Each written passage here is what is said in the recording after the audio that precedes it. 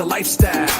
Sports cards and we live now. Jeremy Lee in the building and every guest that you ever needed. Sports cards after hours keep the hobby heated. Updates, hobby talk like you never seen it. Sports cards live and none could ever beat it. Sports cards is a lifestyle. Sports cards and we live now. Welcome to another episode of Sports Cards Live with your host, Jeremy Lee.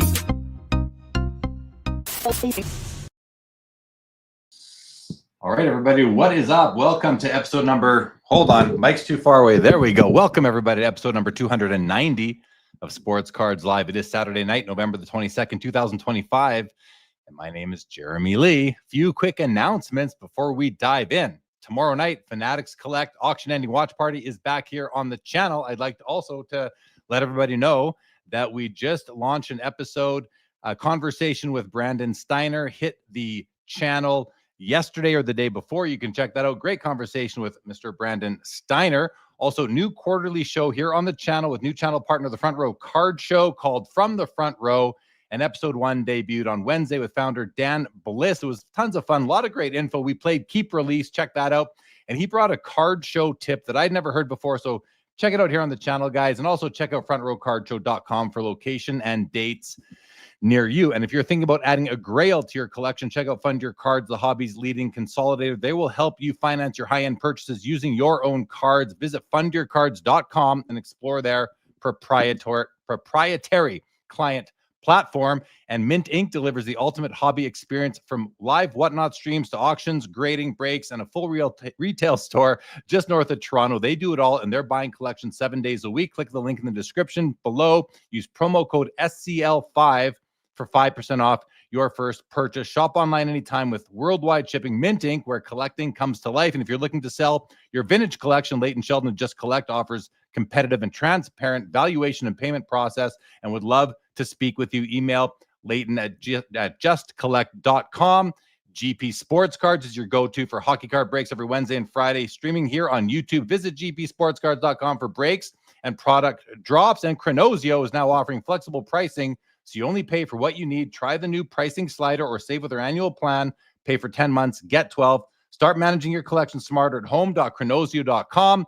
And if you want to sell your cards on eBay but skip the hassle, message me on Instagram or email me, jeremy@slabsharks.com, and I'll help you consign with Slab Sharks. And if you're including comps in your valuation work and you're ready to scrutinize the numbers the way you should, some data is better than none. Card Ladder is what I use on the regular. There's an affiliate link in the description below. Don't forget, the show is also available Apple, Spotify, wherever you get your podcasts. Follow for free. And if you're enjoying the content, or even if you're not, please leave a rating or review. It does help. And as always, thanks to all of our loyal viewers and podcast listeners. If you haven't already yet, please subscribe to the YouTube channel. And as always, your comments and your questions are in play. Let's get to it, and let's bring on Mr.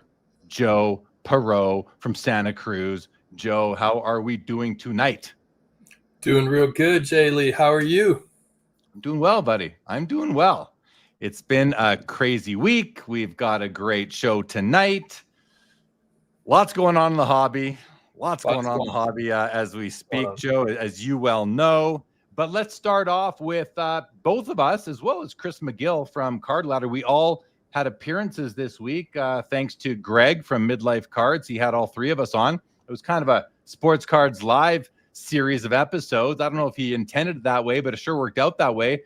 And that was fun. Great job by you. Great job by Chris. Did you enjoy your experience on Midlife Cards? I really did. I felt like, what am I doing here? You and Hoj are both, luminaries in the space, but I was just, the average Joe collector. Mm-hmm. So it was great. And Greg always does such a great job with the interviews and kind of laying things out and keeping things on track, but also allowing for deer trails off the beaten path. So his skill set, and also, like you mentioned at the end of yours, just the way he creates community is really exceptional. So it was a complete pleasure. I enjoyed everything that you said. You brought a whole lot to light, and really made me even more excited about your book, which I'm sure you'll inform us at some point how close it is before we can get that sucker in our hot little hands. How about you? Did you have a good experience on Midlife? I did. I actually this morning, I watched some Hobby Hotline with Dr. Beckett, and Mike Junkwax Hero did a great job handling that episode. And then I watched Chris on with Greg, and I actually watched my episode back just to stay sharp and to hear back what I had said. I do a lot of talking, Joe, so I don't remember everything I've ever said, but so I watched it back, and I thought both you guys did a great job. I did all right, so it was great to see. And a lot of auction talk, a lot of reserve talk, and shill bidding and house bidding, all these things. So we have a bit of an update to the episode tonight. We are going to bring on Jeff Marin, who is, I believe, the owner of Rockhurst Auctions, one of the auction companies who I am profiling in Appendix F of Pops and Comps. And the reason why we're bringing Jeff on, or how that even came to be, was I had reached out, seeking some clarification, and we ended up on a phone call. I thought, this is a great guy to come on and kind of share a bit of the background behind some of these policies that so many have questions about. And so we're going to bring him on in about 25 minutes or so. Also want to mention, I just did, but I did a great, I enjoyed it, a nice discussion with Brandon Steiner, previously of Steiner Sports, now of Collectible Exchange, a gentleman that I'd seen at the National, but I'd never met before. And so we had a nice chat. That's here on the channel, guys. Check that out. Again, it was enjoyable. And also check out the first episode of From the Front Row with Dan Bliss from the Front Row Card Show. It was actually a ton of fun. I said to him after, this was, it was almost way more fun than I was expecting it to be. So check that out. And then just sort of a fun little personal story here, Joe. I bought a Gretzky rookie locally the other day. Just a raw Topps Gretzky rookie. And I think it might even be trimmed. Like, I held it up against a regular 79 Topps base card. It was a little small, but the price was right. And so just a fun pickup. It's not in I don't know what the condition is, but it's probably would grade like a 1 or a 2, maybe a 2.5, something like that. It's got some creases, but it's always fun when you can meet someone locally and pull out a card like that, pick it up, and I'll find it a good new home one of these days.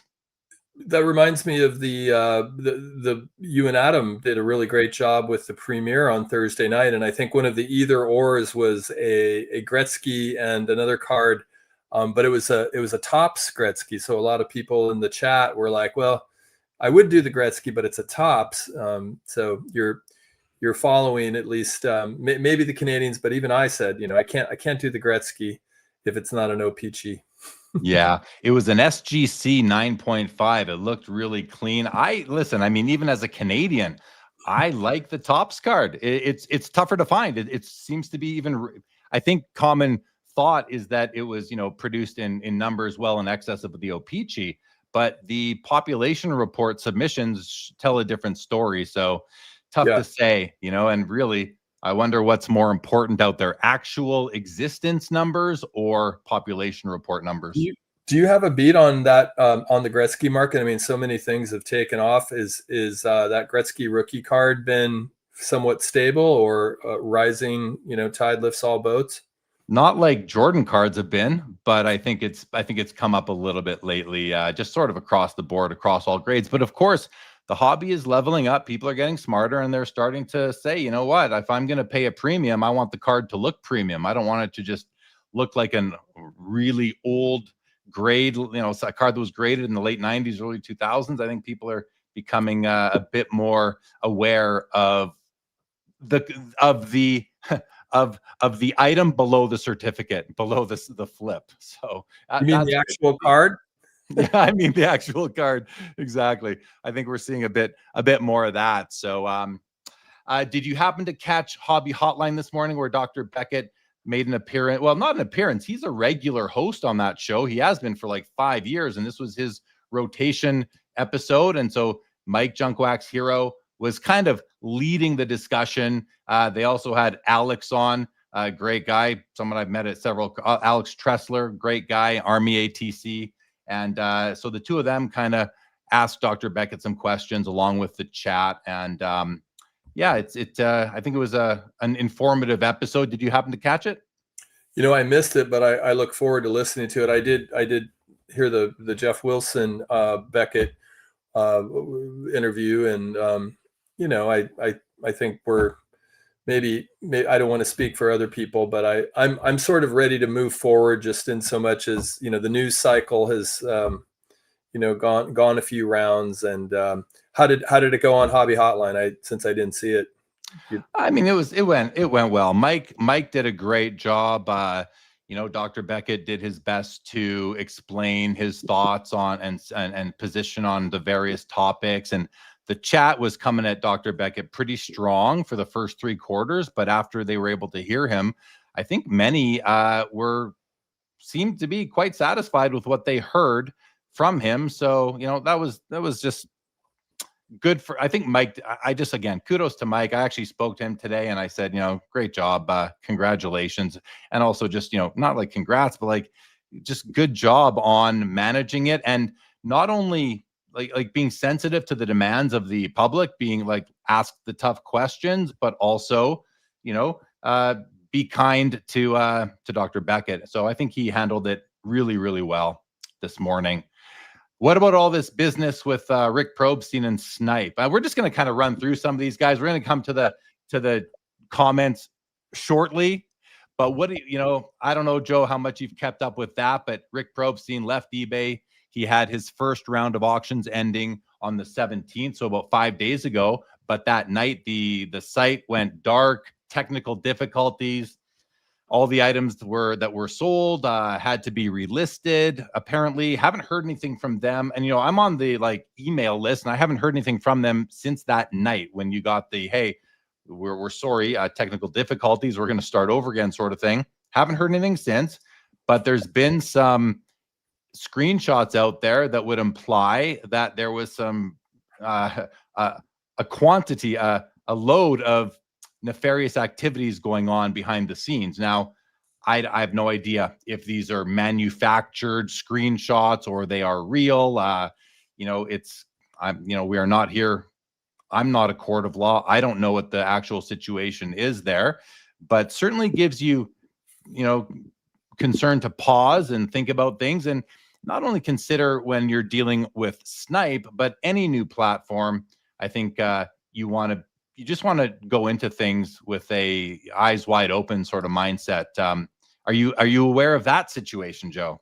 Yeah. I mean, it's hard not to be if you're paying attention to any content creators at this point in the space. And I mean, I know you at one point had Rick on a while back, and the topic of shilling came up in so much as eBay is a little more challenging to regulate, and presumably than an auction house, although maybe we'll talk more about that.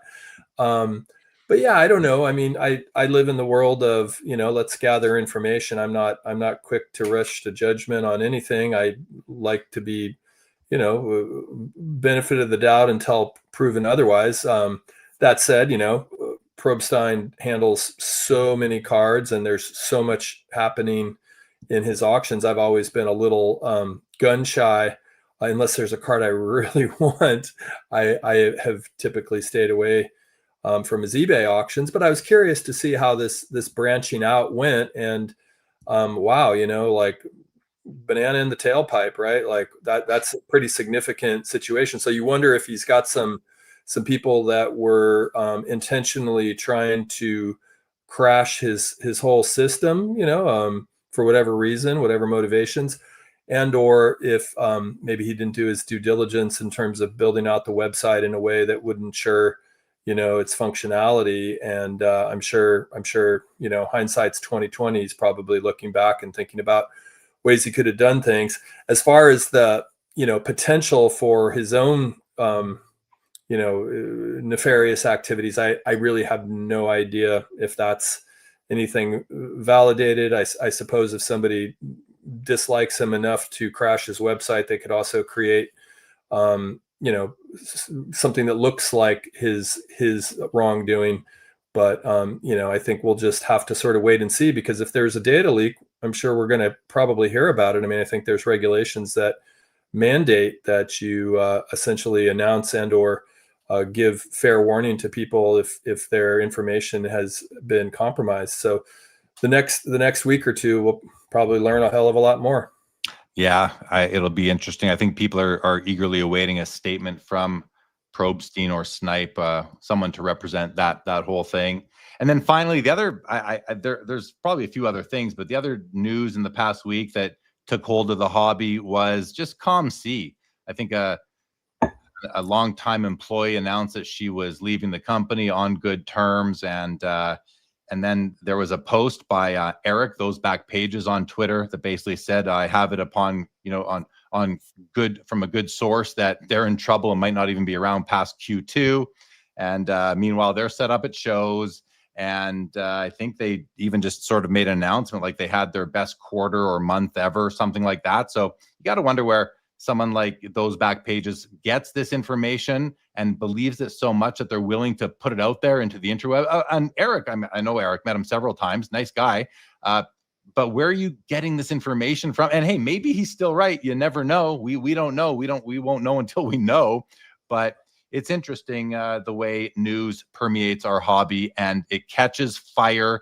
And I think we have a real broken telephone epidemic in this hobby as well, across various, it takes hold of certain narratives, and those narratives shift over time and they become what people believe are truths. And it's sometimes we just don't know. We just don't, and sometimes we'll never know. So interesting time. Any thoughts on that? Yeah, go ahead, Joe, before I hit the comments. Well, if memory serves, you also had maybe it was the CEO of ComC on, like, this is going back 2 or 3 years when it really was in question whether the future of ComC, and then it seems like they stabilized and they got a lot of I think a lot of market share. So I would be I don't know what the magnitude is, but if I had cards there, I'd be slightly concerned. I'm always concerned when my cards aren't actually in my possession. So but I don't know. Who was the gentleman that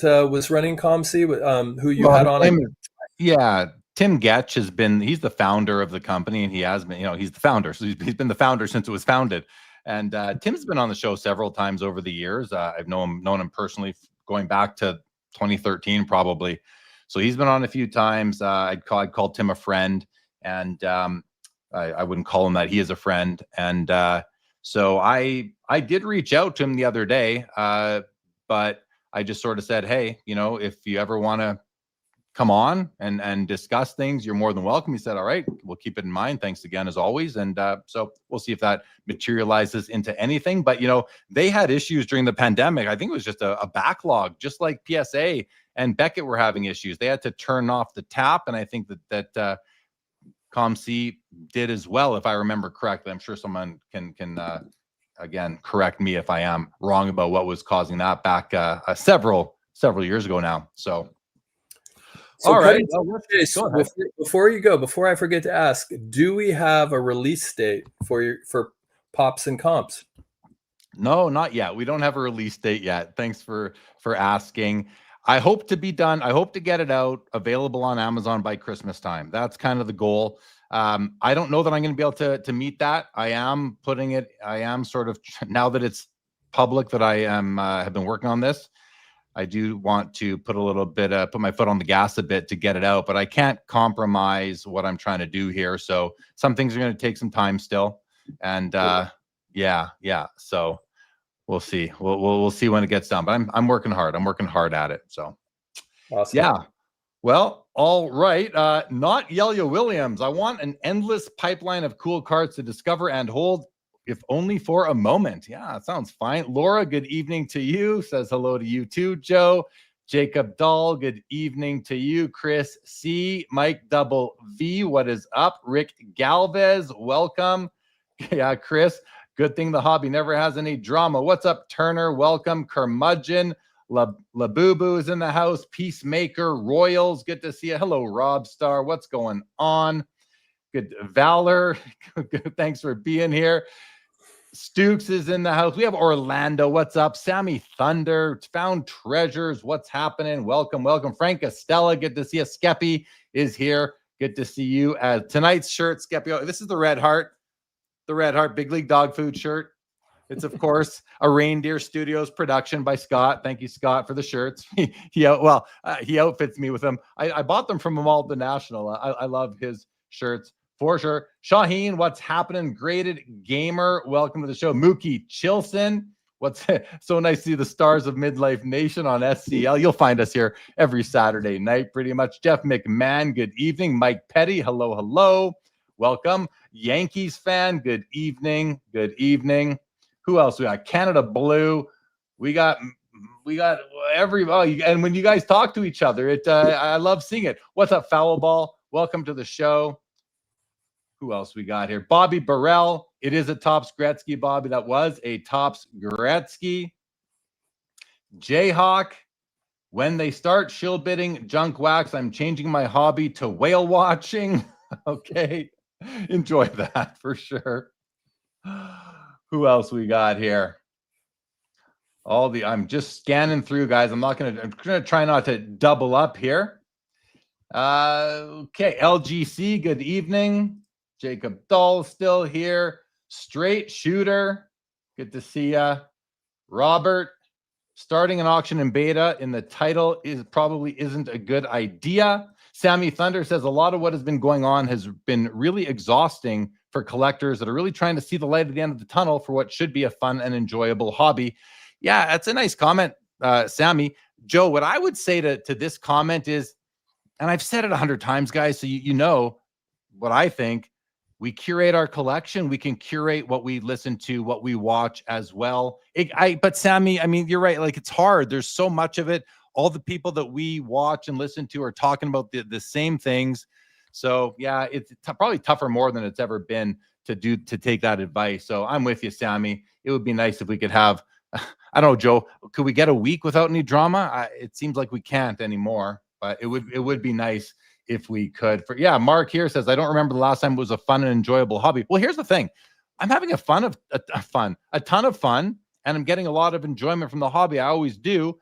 But along with that, there's the drama. So kind of, if you can compartmentalize it, don't let yourself become a victim to all that. It's an aspect of it, but it's not all of it, is what I would say to that.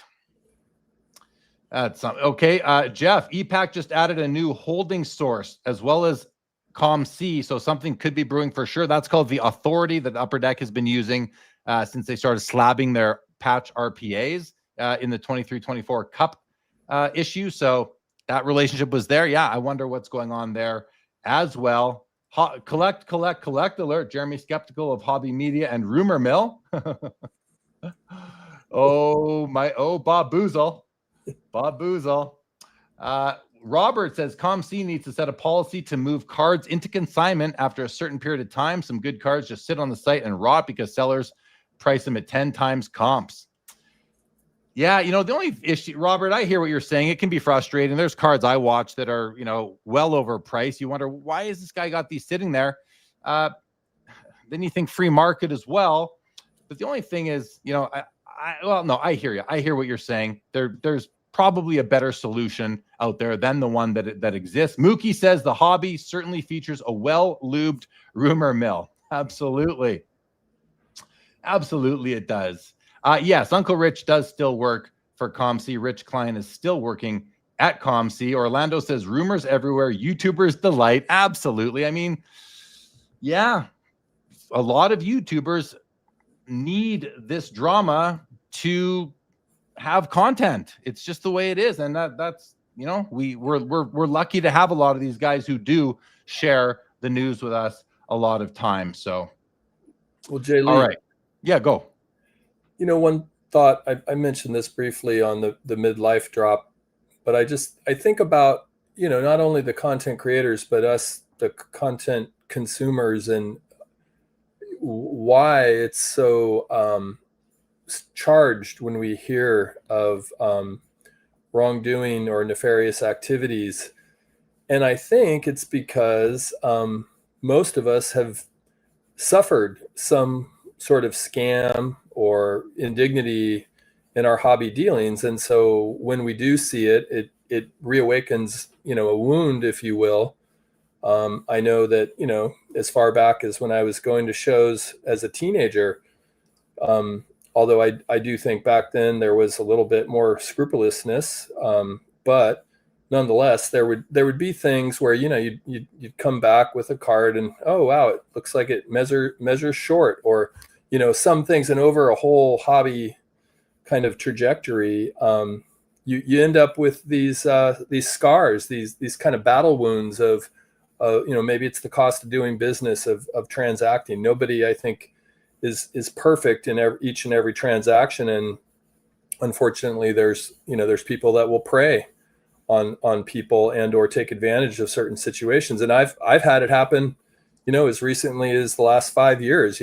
Very experienced, and still things pop up from time to time. So that's been on my mind a lot, just like why we are ripe for this kind of content, and not to sort of say witch hunt or exaggerate it to that degree, but just been reflecting on why we perseverate so deeply on these things that we kind of know have been happening ongoingly in the hobby space. But I think it's because a lot of us have been wounded. A lot of us have been injured in some way or another. And so we're sensitive to it. Yeah. And I think it's because a lot of us care so much about this hobby. We care so much about the community, the hobby, each other. And then on the other side, a lot of people just like to see other people burn. It's just sort of a part of human nature, where people like to see other people not be successful, and they like to see people fall and be.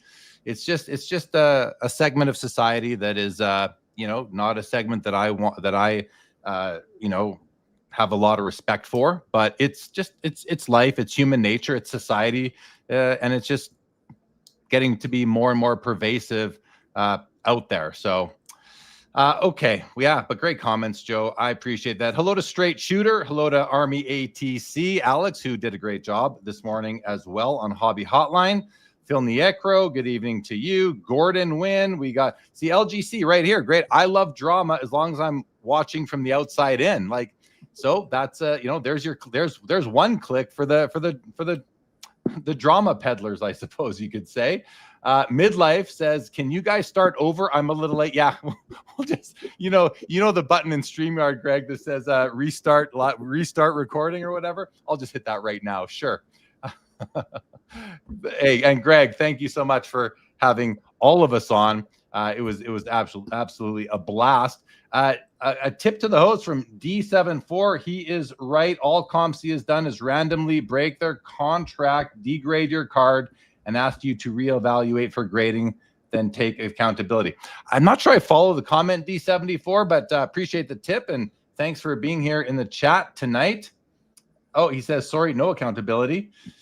Yeah, listen, I've never had to reach out to COMC with a customer service issue, and I've been on there for, since 2013. I've sold over 10,000 cards on there. I bought a couple thousand, and I've never personally had an issue, but I'm also a very patient person when it comes to receiving cards that I buy online. I'm going to have it. I'm going to keep. I'm not bringing cards in to flip them right away, so I don't need to get them before that player hurts himself, sort of thing. But I understand that that's just me, and a lot of people want their cards really fast. So sensitive to that. Kinger, good evening to you.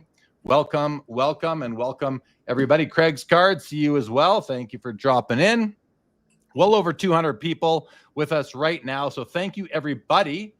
And Joe, with that, I think I'm just going to check my little schedule here. Yeah, so we've got Jeff Marin from Rockhurst Auctions in the back room as we speak. And as I mentioned at the top of the show, when we had fewer people in the chat, we're going to bring Jeff on. And Jeff is a gentleman who, as I'm writing Appendix F and I'm building out the book Pops and Comps, I'm reaching out to several auction companies to clarify some policies and procedures. And I sent an email to Jeff, and he said, just give me a call. Let's talk about it. So I called him right then and there, and we had a conversation. And I said, why don't you come on the show and we can talk about some of these, just the way auctions let's just call them non-eBay type of auctions run, non-eBay, Fanatics Collect, the way these traditional auction houses are run, and let's get a little bit more educated than I think a lot of us are, because as we know, many people in this like next generation of auction bidders are indoctrinated by the rules of eBay, and that's not really how traditional auction houses work. So I'm now going to I'm going to mark where we're at in the chat here, you guys, because we're going to get a lot of comments. So let's have this conversation with Jeff and Joe. I'll be asking you for your thoughts along the way, and to the chat. I know it's going to be hard, but if you can hold some comments, that'd be great, because I don't want to miss any. But in the meantime, for now, Jeff, give me a thumbs up if you are ready to jump on the screen with myself and Joe. All right, he is ready, guys. Please welcome Jeff Marin from Rockhurst Auctions onto the show. Jeff, welcome. Please meet Joe, and nice to meet you face-to-face for the first time, Jeff. Yeah, hi, Joe. Nice to meet you. Thanks for having me on, Jeremy. You are welcome. Jeff, nice to meet you. You are welcome. It's good to have you, Jeff. I want to thank you for coming on. I want to thank you for, in a way, if I can ask you, or if I can look at this as you sort of representing traditional auction houses. I know you own Rockhurst Auctions, so can I kind of look at it like that? Are you someone who runs Rockhurst Auctions with the same terms and conditions and policies or similar terms and conditions and policies to other traditional auction houses? And do you consider Rockhurst to be a traditional auction house? I do, yeah. And I think, everyone has their own details that are different in their rules and terms and conditions. But yeah, that's fair to say. Versus eBay, certainly, we're more of a traditional auction house. And what about your past in the hobby? Where have you been? When did you launch Rockhurst Auctions? Let people understand the context of who you are, how long you've been a part of our hobby. Sure. I've been in the auction business for a little over 25 years. I came in through the marketing world in the 1990s. I built my first auction website in 1996. We were all very impressed with ourselves that we got the head on the Clemente bobbin head to move. So I came in through the marketing world, and I worked for some medium-sized auction houses for about 15 years. And then I went down to Memphis and did nothing. And that was where it was very sports and Americana, a lot of cards, autographs, game used equipment, and then a lot of stuff on the non-sports side, Hollywood, rock and roll. And then for 5 years, I ran Graceland Auctions down there in Memphis for the estate, nothing but Elvis Presley personally owned items, that kind of thing. And then I started Rockhurst Auctions about 6 years ago. And we've probably done about 30 auctions in that time. So yeah, that's my background in the hobby. So at Rockhurst, you guys run about 5 auctions per year. On average? Yeah. And something like that. How many lots on average, or what are your last couple auctions? How many lots have you been having in each round? So it varies from about 600 to 1,000, depending on the size of the auction. We do a couple of smaller live auctions that might only have 100 lots that are specific to a given sector. And are you set up at the National every year with Rockhurst taking consignments? Are you working the card show scene on the East Coast? Not as many. I'll send one of my guys to Boston. Today I was actually at the Chicago Sports Spectacular. We do that twice a year. Of course, we do the National. We do a lot of other regional shows in St. Louis. Like I mentioned, Boston. I'm going to a vinyl show tomorrow morning. There's shows in all these different sectors too. So I'll go to shows in Vegas and even down in Texas. So yeah, we get around. Our sales staff gets around looking for consignments. Yeah. Joe, are you collecting any vinyl these days? No? No, I'm still in the land of CDs. No, I know vinyl sounds great, and I certainly appreciate. I have a few friends that have LPs and their old record players, their audiophiles, but me not so much. Well, there is the I think it's called AMG, Jeff, the music grading company. Have you had any experience with them at all? Have you offered any I think it's AMG graded items through Rockhurst? Yeah, we have actually. We had a Beatles Butcher cover album earlier this year, and I've had some in the past. I've got a Elton John coming up in our next auction that's autographed as well. Those record holders are very good looking. They're very slick. It's going to change. Nice. It's funny. I was at a vinyl show a few months ago, and I had one there, and I was showing it to an old time vinyl collector, and boy, you should have seen the look on his face. And he's like, "Oh my goodness, what? It's inside there? I can't touch it." I'm like, "I know. I remember having these conversations with card guys in the '90s, and then comic guys, and coin guys before that. So, you know, it'll come around eventually." Yeah, I think Yeah, LPs have some wonderful cover art, as do yeah, comic books. But comic books is a bit different because you could actually read them. You can't read a record; you could only play it. So it's a bit different. But okay, let's talk about how auctions work, because I think, and I was on, as I mentioned earlier, and you were in the back, so you might have heard me say I was on the Midlife Cards podcast. It just dropped this morning, or yesterday morning, I should say. And Greg, the host of that podcast, Jeff, he asked me, he said, auction houses are ...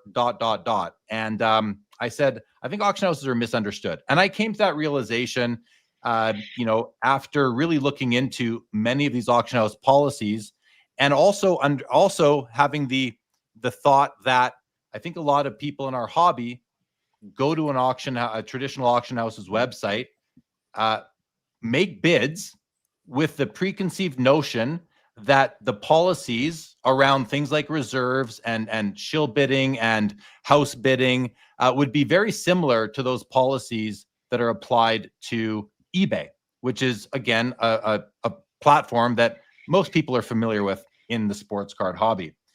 And I said misunderstood. And I thought that, perhaps bringing you on along with our conversation, which happened before that, maybe you could help us understand a little bit about. So I want to start with this question, Jeff, and this is something that I talked about last week and got a little bit excited about it. And I think I was maybe a little less informed than I could have been last Saturday. And so what I want to ask is, there's so much attention on shill bidding right now. There's so much attention on price manipulation, collusion, all these things. And one of the things that traditional auction houses allow or do, and you kind of took me by surprise in our phone call the other day, because I said, does your system place bids on behalf of a consignor up to one increment below the reserve? And you said, I think, and correct me if I'm wrong, I think you said, well, no, it's the reserve that places the bid. And I said, well, I thought, okay, well, that kind of sounds like it's the system. So can you help us understand and help me understand better? I think I do get it, but I want to share this information. How do traditional auction houses view, and why do they do that? Why is it that the system can place a bid on a consignor's item to raise the bidding, where there may only be one other legitimate third-party buyer who wants to buy the item left in action? Why does the system do that? And what's the history behind that? sure. So when we were developing some of the first online bidding software in the '90s, and I started, and there were still phone bidding auctions occurring, and eBay was around, but we were trying to develop the rules, and I worked under a couple different companies that were part of a bigger conglomerate, but um, we would always sort of harken back to, okay, what is most like a live auction? Because a live auction is a really fair way.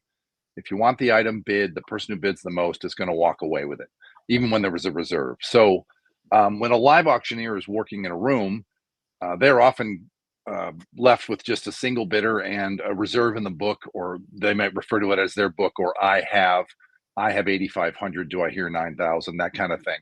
And what you never want to do is, and what we found out we didn't ever want to do after about 10 years was, you don't want to leave a bidder on the floor or out there in the world thinking that they have the high bid if they're not going to win the item. So I would get these calls after auctions, and I'm talking from like 2000 to 2009, 10, 11. We finally decided, because we get these calls the next day, and guys would be very confused, like, no, I was the high bidder. And even though it clearly stated the reserve is not met, probably twice on the screen for the lot, and probably told them that when they finished their bid, they still, all they know is they're the high bidder. And even though it said it in the email they received, like, oh, you're the high bidder on this lot, but the reserve has not been met, there was always a sense of confusion. And oftentimes the response was, well, I would have kept bidding. So what we did was we actually created what I called an active reserve. So it's not on from the very beginning of the auction. We turn it on with about a couple days left or a day left. And so it never lets a bidder be the high bidder unless they meet the reserve, to alleviate that confusion. That's the legacy of it. That's why that occurs. Because if you can imagine in a live setting, someone's raising a paddle, a couple bidders. Now one guy's kind of going the distance, and it's just him and the auctioneer. And the auctioneer's like, "Oh, I have 85. Do you want 9?" And let's say the reserve is 10, and someone raises and says 95, and then the auctioneer just stops and says pass. Well, that person who's now actively bidding and is the high bidder is like, "Wait a minute, why'd you pass? We're still going. Like I'm the high bidder." It doesn't make any sense. And I know that's a little bit different in an internet setting, but the results are very much the same. So that's sort of the legacy of where that came from. I can't speak for every auction house, but I know that's why I do it in my auctions, to alleviate that confusion. Because really, at the end of the day, it is a marketplace. That's what's very similar to eBay. They're just marketplaces, and that's what I think a lot of auctioneers don't even understand the business they're in. That we're in the marketplace business. We're creating a space where sellers can come and offer their goods to other buyers, and buyers can come and feel like everything's been vetted. It's a fair, even playing field, and whoever wants the thing the most is going to walk away with it. If you want it, you can go and get it. Things are actually going to sell, and you're actually going to be able to get them.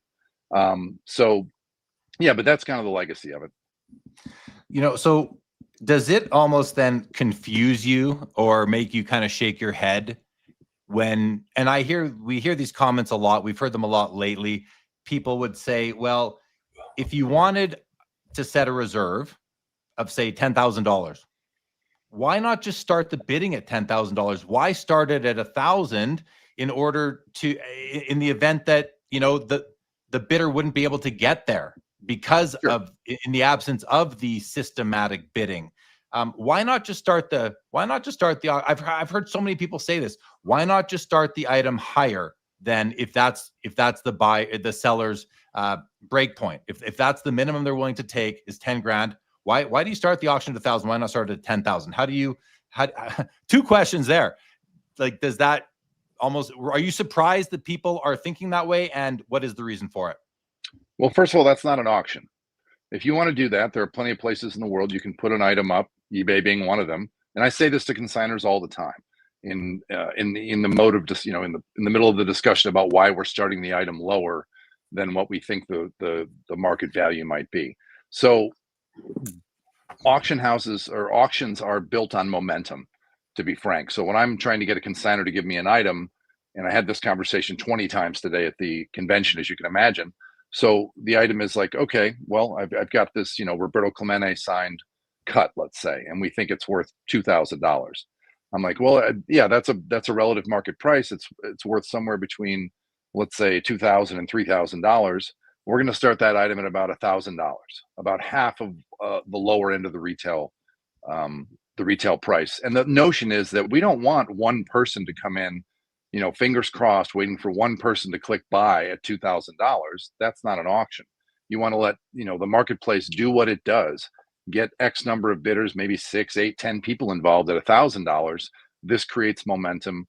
This lets the market decide what the actual price of this is. And if it can get past the, and if there is a reserve, let's combine both topics here. If there is a reserve, that momentum will push it into that range. And if it doesn't, it doesn't. But there's a certain amount of risk involved when you do it that way without reserves, which is the vast majority of the lots that we sell don't have reserves. And we still start them at about half or maybe even a little less of what the market value might be, because you want to create momentum. You want to create a real open marketplace for people to come in and have an opportunity to buy this stuff. And sometimes it well, yeah, I guess that's it. I'm rambling, but No, it's all very interesting. A couple of things. I had a couple of questions come out of it. I want to go to Joe Sure. and just see, Joe, you've been listening to Jeff and myself here for a few minutes.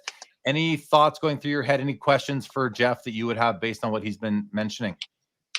Oh, well, just as I'm getting up to speed on this, I've heard that, a lot of the auction houses, like it's really only a few auctions that are maybe, kind of have that built-in reserve. And I assume that's based on like the magnitude of the offering or the asset. But what I'm curious about is that happening much more than 3 or 4? Like that's what I've heard just in this latest content news cycle, that it's not affecting all auctions, but maybe there's certain auction houses and or sectors or verticals that are much more used to kind of having the reserve feed into the whole bidding sequence? Oh yeah, I'm not sure. It's pretty standard practice. If you look back at Sotheby's and Christie's, where this all came from, most of our structures and things are based on either good or bad actions they were taking in the 19th century. To be frank, like the idea of the buyer's premium, that has a legacy back goes all the way back to like them trying to get more money from their consigners. So they created a buyer's premium. So now there were two sides to the equation. So we're all stuck with this archaic method of trying to create revenue for our companies. So the notion that reserves they've been a part of the auction business for a couple hundred years. It's a very common practice. As an auctioneer, and I think I can say this, speak for maybe everyone else who does what I do for a living, is that we hate reserves. We want to let the market. We have a strong belief in the auction process. If things are presented properly, if things are vetted, if authentication is done, by a third party for autographs or by our internal expert staff in terms of memorabilia, we think the auction, we think the process will produce the proper price. So, but the reality is that people really feel like they want to, that they only understand one half of the reserve, one half of what it is. We all understand intuitively, like, oh, that's the minimum that the consignor is willing to let it go. But really, what a reserve should do is fuel the bidding. So let's say in our example, we keep coming up with we think the thing is worth $10,000, and in my model, we're going to start that at about $5,000. So of course, my guy wants a $10,000 reserve, and what I want to say to them right away is like, no, I really want to. I don't want to have a reserve. I want to set the reserve at 5. I want to have the opening bid be that. I think because really what's going to happen is, and this is really inside baseball, but I'm basically giving you guys my sales pitch as a consignor, and it helps explain the reserve. So what I say is that if you want to set the reserve at 10, basically what that's going to do, and what you'll see out there in the world, and many of the bidders that are listening now have probably felt this, if you're out there bidding and you keep getting banged with like reserve not met, reserve not met, reserve not met, what it does is it takes the wind out of the sails of the whole process. But if you can get past the reserve fairly early in the bidding, well, now every person who touches it emotionally owns that item. And so does the next guy. And so does the next guy. And the guy that got top 2 bids ago, well, I want to get back. Now the reserve's met. So if we can get a reserve closer to the opening bid and further away from the value, it actually helps hyper fuel the bidding. So those are the two aspects. And that I have to explain to consignors all the time, that's the real purpose of a reserve. Obviously, it's to protect them, but the way it functions is to actually help their cause to get them into a market value that they're going to be comfortable with. Sound good, Joe? Yeah. I appreciate that, Jeff. I think for myself, one of the things that that I don't like about the reserve system, and I know you don't either, and the other thing I think we have to understand as a hobby, in terms of the hobby public, is that, like you said, you don't like reserves. I know I've talked to several auction houses, and they keep on telling me that, I had one guy tell me, in the last 5 years, I couldn't count on one hand how many items we've had that had a reserve on them. So it's used very sparingly. So we're probably giving it an inordinate amount of attention right now, but I think it's still something that bidders feel is very, very important. And I think some bidders feel that it might reflect on the auction house's general sense of etiquette or hobby ethics. I'm not saying it's unethical to have a reserve. I'm saying the way that they treat them. So one of the things for me that I stumble at, Jeff, is that if I'm bidding in an auction and the item has a reserve, and I might not know what that reserve is, and you can address all the things I'm about to say that are wrong. So I don't know what the reserve is, and I also don't know who I'm bidding against. I don't know if I'm bidding against a real life person, not a real life person, if I'm bidding against a legitimate third party buyer like myself, or am I bidding against the reserve, which is really the seller? Am I really bidding against the seller here?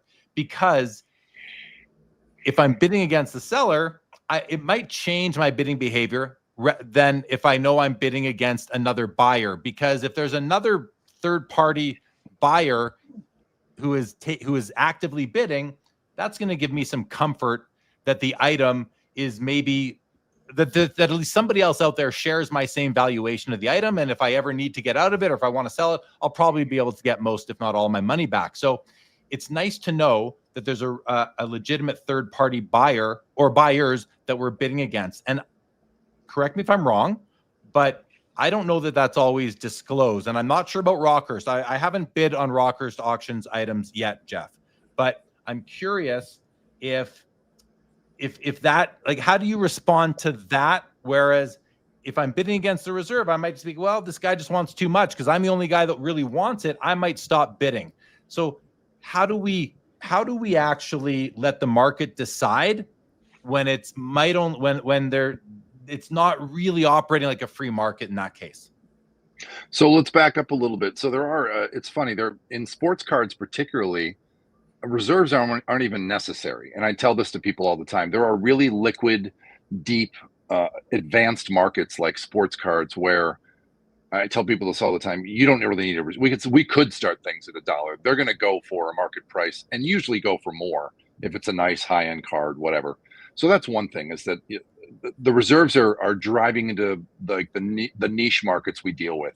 I deal with a lot of rock and roll memorabilia, personally owned items by famous people, almost one of a kind items. And it changes the dynamic of a question about whether it needs a reserve. And people are terrified when they're selling things like that, because sometimes there isn't a market value on it. We have a sense, but there's not a comp per se. It's not a, it's not a 52 mantle and a 6, that everybody knows exactly what it's going to go for. So that's one thing. So as to your question about what to do about a reserve in that case, this is my advice to anybody who bids in an auction. Anytime you don't like anything about the way that it's being done, stop bidding.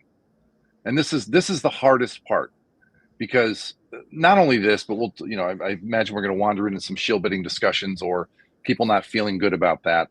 So that's my first bit of advice. If you don't like the way it's done, write a note to the company, but do not patronize them. Don't patronize them. Go somewhere else to get your stuff. So I think that, again, back to my original point, in your scenario where you feel like it's just you, if we didn't have the reserve topping you would just be sitting there with a lot that you're the high bidder on, but the reserve's not met. And to back up even further, yes, we certainly explain. We have a note on every lot on our auction that has a reserve. It says right clearly on the screen and in your intermediary bidding screens as you're going to confirm your bid, that, and after your bid is done, there's several points where it tells you whether or not the reserve is met. It changes the color of the bid on your account screen, from red to green if you're the high bidder, and if you could be the high bidder, but if the reserve's not met, it's going to be red. So there's many layers to telling people that is not true on a lot of sites. And I don't know what's going on behind the scenes at a lot of auction houses where things don't end up selling, or they sell and then they show up again 2 months later in an auction somehow. So, I mean, some of that's probably going on behind the scenes. I don't know how that happens or why it's happening. But yeah, if you tell people that there's reserve, that can take care of a lot of the misunderstandings about this. But as for, I kind of made my case for an active reserve. I don't think a bidder should be the high bidder, at least towards the end of an auction, if they haven't met the reserve. I don't think there's any point to it. And if you do feel like it's just you and the reserve, at least you know that at that point. And in my setting, you would never be, if you're just banging away some night on a thing and you're seeing if you're going to get to that reserve, by definition, you're not going to be bidding against another person. Now that person might come in hours later. We live in this weird space where, time's shifted to everybody's convenience. So it's not a perfect example you gave, but that's kind of the reality of it, is that that's what it is. And if, in the other version where there's no active reserve, where there's no bidding done by the reserve, the bidding would just stop, And again, let's say that bidding stops at 50% of the value and the reserve isn't met. I don't know what that accomplishes for the collector, because doesn't the collector want to know at what point they can buy the item? So if there's no reserve topping you and you're high at 5,500 and the reserve is 8,000 and it just sits there, there's no urge for you to come back and take an action. You know what I mean? So you want the stuff. That's the point of the process. So you want to buy, I put this in I send out a rules email on the closing day of all my auctions that morning, just a primer to say hey, oh, here's some important details about how the auction closes. And what I always say is, based on the rules, it's The rules are developed to encourage bidding for people who want to win items. That's what it's supposed to be doing. We're supposed to come here to buy the items. So the reserve is set in place for the other things we've discussed, but the way that we handle it is still, the real purpose is to let collectors buy the stuff. So if it stops, if it stagnates and you don't know where it's going, it doesn't really accomplish the main purpose of the whole enterprise. Yeah. I hear what you're saying. Like, I think it's obvious that, like you said, an auction house is a marketplace, and its mission, its purpose is to pair together buyers and sellers at a price that both are willing to transact at. So if the bidding tops out at 8,000, but the buyer is willing to pay 10,000 and the seller will sell it for 10,000 without what you call an active reserve, without that, which is a reserve that bids on its own behalf, without that, the item's going to pass. It won't sell. Seller still has it. Buyer doesn't have it. And they might have been willing to pay the full, whatever the reserve was, the full $10,000. People still have a problem with that, though, Jeff. They still have a problem with it. And it's, I'm just, I get it personally. What's the problem though? What is the problem? Like, there's nothing untoward going on. You don't have to bid. You don't have to bid. And if you want the item, you can bid. Nothing has changed in that equation. Yeah, no, I hear what you're saying. If you want the stuff, go ahead and bid. And if you don't want to, don't bid. Now this is always assuming that all other things are equal, that no one's playing games behind the scenes, that no one, no company is, running an illegal sham. I'm just talking about in a legal situation where everyone's doing what they're supposed to be doing.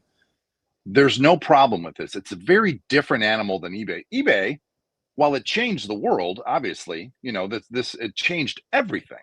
And it changed hobbies. It changed what we thought was rare. All of a sudden things came out of the woodwork, and it changed the way people think about acquiring items in their collecting and everyday lives. But it is a terrible way to run an auction. To have an auction end at a given moment in time, we've all gotten used to it. And we all just accept that that's the way this works, and that's how the world is, and that's how this thing is. And we develop tools to work around it, and we work with our friends to work around it. But that's a terrible way to end an auction. That has nothing to do with awarding the person who wants it most the item. That has everything to do with eBay making a ton of money, and more power to them. But it's not a very good auction process. No one is satisfied by that, except for the one person who figured out how to use the snipe tool the best, et cetera, et cetera. So that's and believe me, I've bought hundreds of things on eBay myself. I'm still a collector. So yeah, but okay. So we're not leaving that topic. I'm going to respond to that topic. Sure. I'm going to highlight a few comments from the chat just so you can respond to them. But before we do that, I want to go to Joe. I know we're going to do a guest swap here. Jeff, you're going to stick around. Joe's going to pop off. We're going to bring on Paul Lesko. And Paul, I see you back there. Sure. Well, you'll kind of you'll hang out for as we continue with the Jeff Marin discussion. But back to you, Joe. Before you sign off, you've heard more.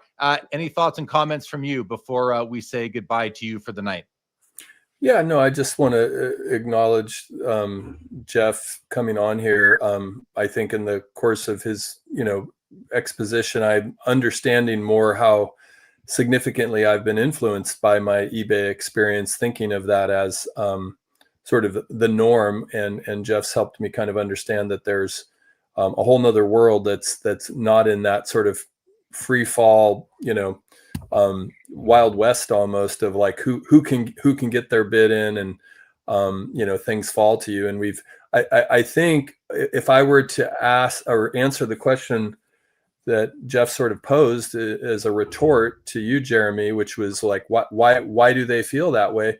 I think it's because we've maybe acculturated ourselves to the idea of winning something in the heat of the moment. And I think people like that thrill. I think eBay, has an addictive quality to it, where you're sort of feeling that, the potential of getting something significantly under market value. And it does make sense from the position of serving people that are consigning cards and the house itself, that you would approach it differently. And so, thank you, Jeff. I appreciate you coming on and just, sharing your 30 plus years of wisdom in this space, and forgive us sports cards people. It it is mostly a liquid space, but there's a lot of sports cards that aren't necessarily, that are kind of niche items too. And I think, you know, we have our own peculiarities within our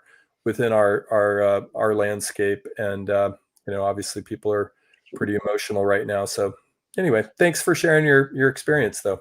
Sure. You're welcome. Thanks, Joe. All right, buddy. You have a good rest of your night. We'll see you. We'll talk later, and we'll see you back here next Saturday. Thank you. Thank you. All right. So before we bring Paul on, actually, Paul, hang tight for a couple more minutes. I'm gonna do this now, Jeff. I'm gonna just flash a bunch of comments on the screen, read them aloud, and get you to respond to them in the aggregate, if you will. So Mookie Chilson says high reserve prices are also known as buy it now. No need for an auction in that case. Orlando says, yep, put it on buy it now or best offer. Hammer says, but why cloak it as an auction and just make it a buy it now? Midlife says, feels like the system is set to protect the seller instead of the buyer. I think so. Canada Blue says, work the seller to lower his reserve. The Hammer says, then why not just make it a buy it now? And then Midlife again says, if the seller requires a reserve, do they actually want to sell the item? So would you like to just sort of a bunch of things there? I know, Jeff, Sure. but I think they're all sort of on the same theme. If you want to just sort of respond to all that, and if you want me to bring anything back on the screen, I can do that too.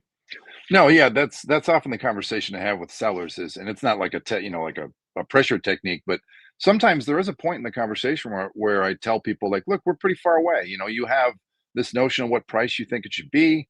And believe me, I get a lot of bad information coming from potential sellers because they do a quick search and they think everything's worth $1 million. But really, I'm like, if it's really that hard to let it go, you know, to take the risk to start it lower, to let our process work the way it's supposed to, then yeah, I do tell a lot of people that you may not be ready to sell it, you know. And when you do want a reserve that's pushing a retail price, I often tell people, and not as a challenge, but just I'm really honest and transparent with people. I just want them to have a good experience, and sometimes you don't have to do business with everybody. It's okay. It doesn't have to be, you know, a bad situation or acrimonious. So I oftentimes tell, you know, if you're not happy with the way this sounds and what we're going to do for you with the way we set the minimum bid, put it on eBay. You know, put it on Craigslist. Put it on Facebook Marketplace at, you know, whatever that number is you've got in your head that you think it should go for, and then not to be pithy, but then call me back in 2 years when it's still sitting there.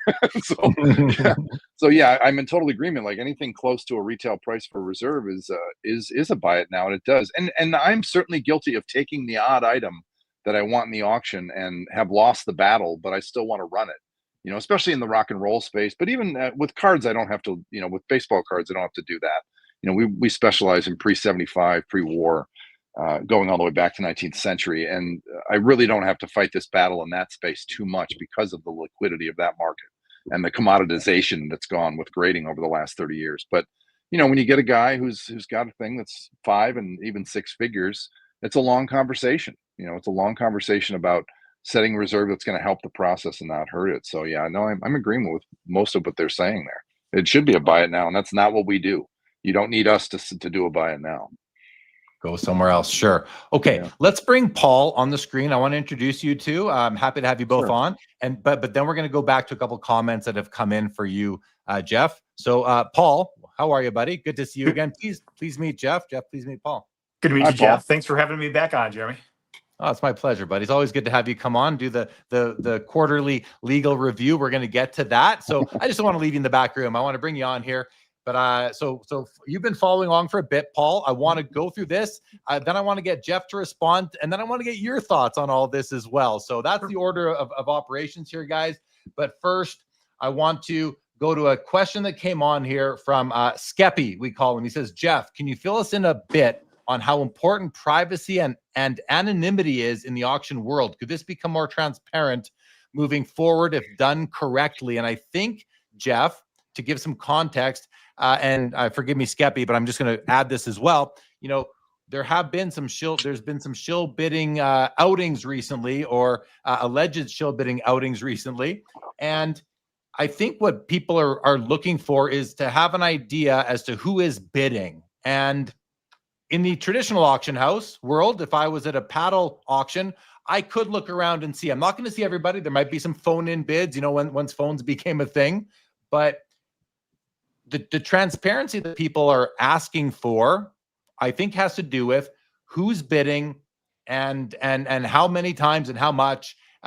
And for me as a bidder, if the reserve bids count as bids, to me that kind of reflects more interest in the item than there might be. That's how my mind would interpret it. But now I'm educated. Now I'd be like, well, there's a chance that those aren't real bidders. Those might just be the seller, the reserve on behalf of the seller. Back to Skeppy's question, though, how important is privacy and anonymity in the auction world, and could it become more transparent moving forward?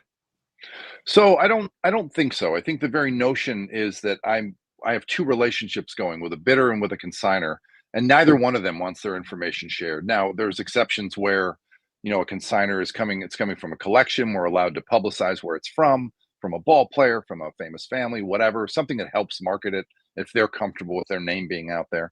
But in terms of sellers or buyers seeing other buyers, there's two layers to that. I don't think it's I think it's adds more opportunity for bad actors to get involved with each other. First of all, that's first and foremost.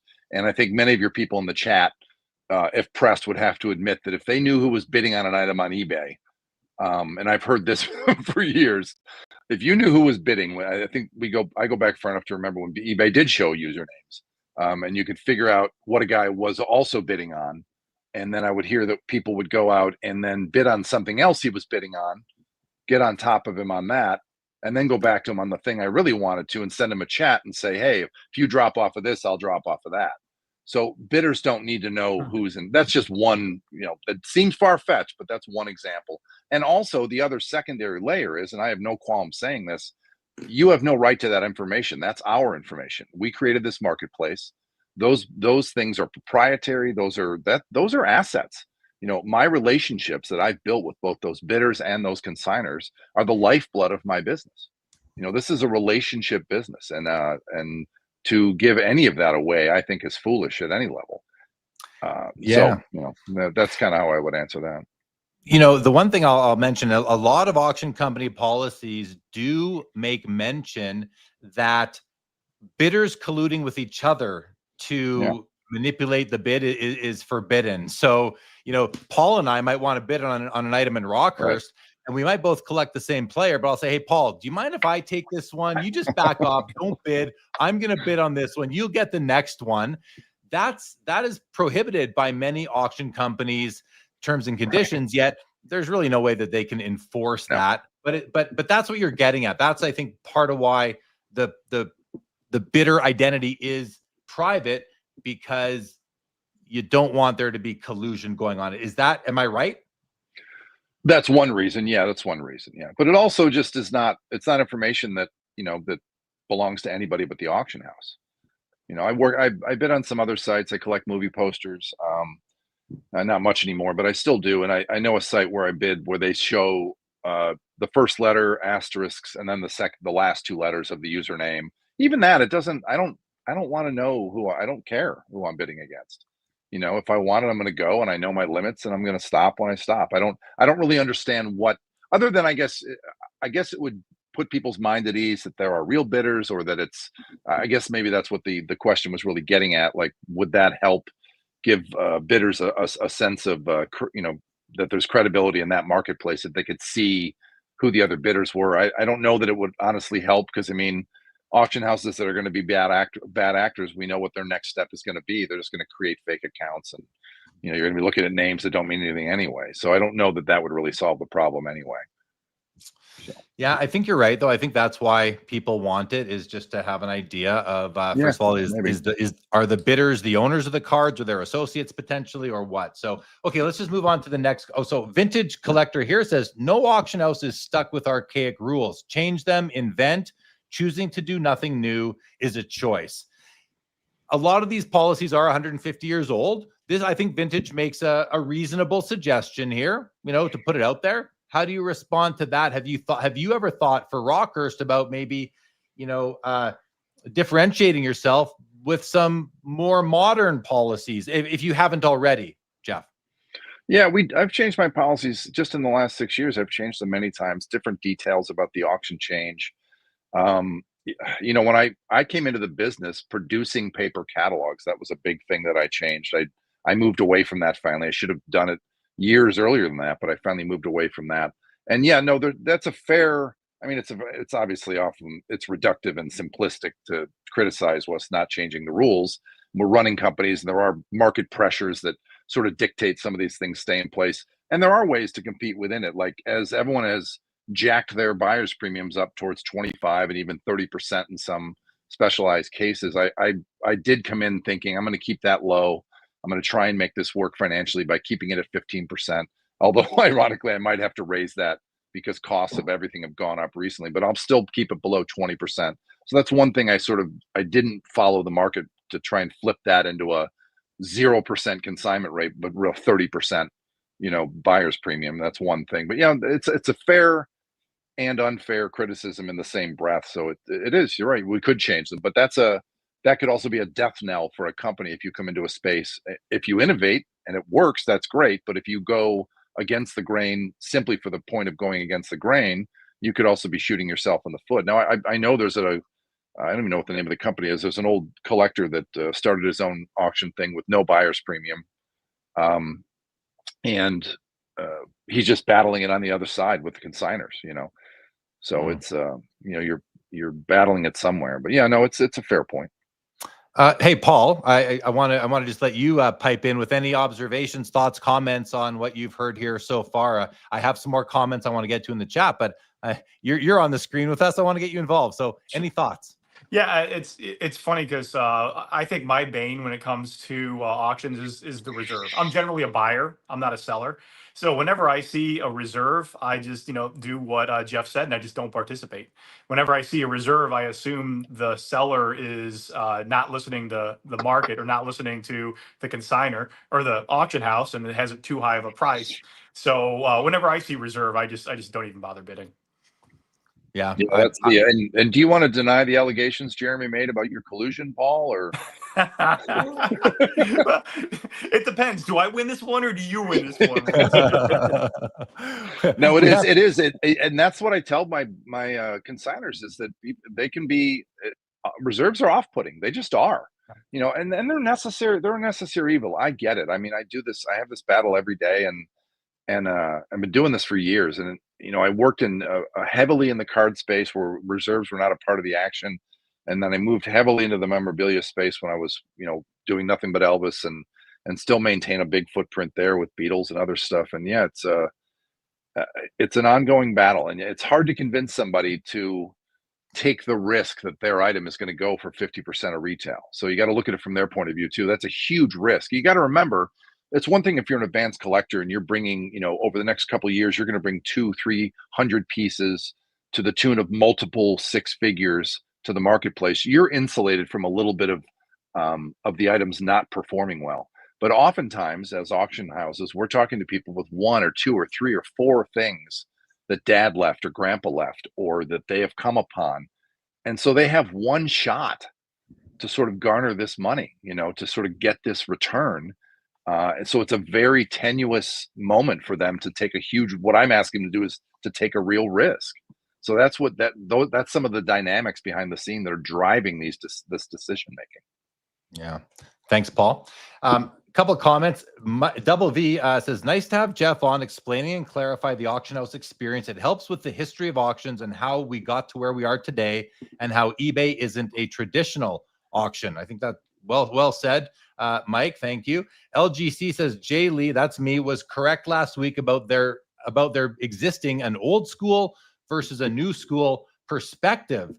And I keep coming back to that one, Jeff, and Paul, you too. I think if you were brought up in the world of eBay, you have one expectation and you think that it should apply to the traditional auction houses. If you are more old school and you grew up in the old school auction house environment, you might have been surprised that eBay does what it does and that so many people feel that way. A follow-up comment from Vintage says, the more I understand auction house terms, the more turned off I am. So this is a new school hobbyist right here. Vintage is not someone who obviously is learning as we go, doesn't know how they work, and is learning that it's not an environment that he wants to play in.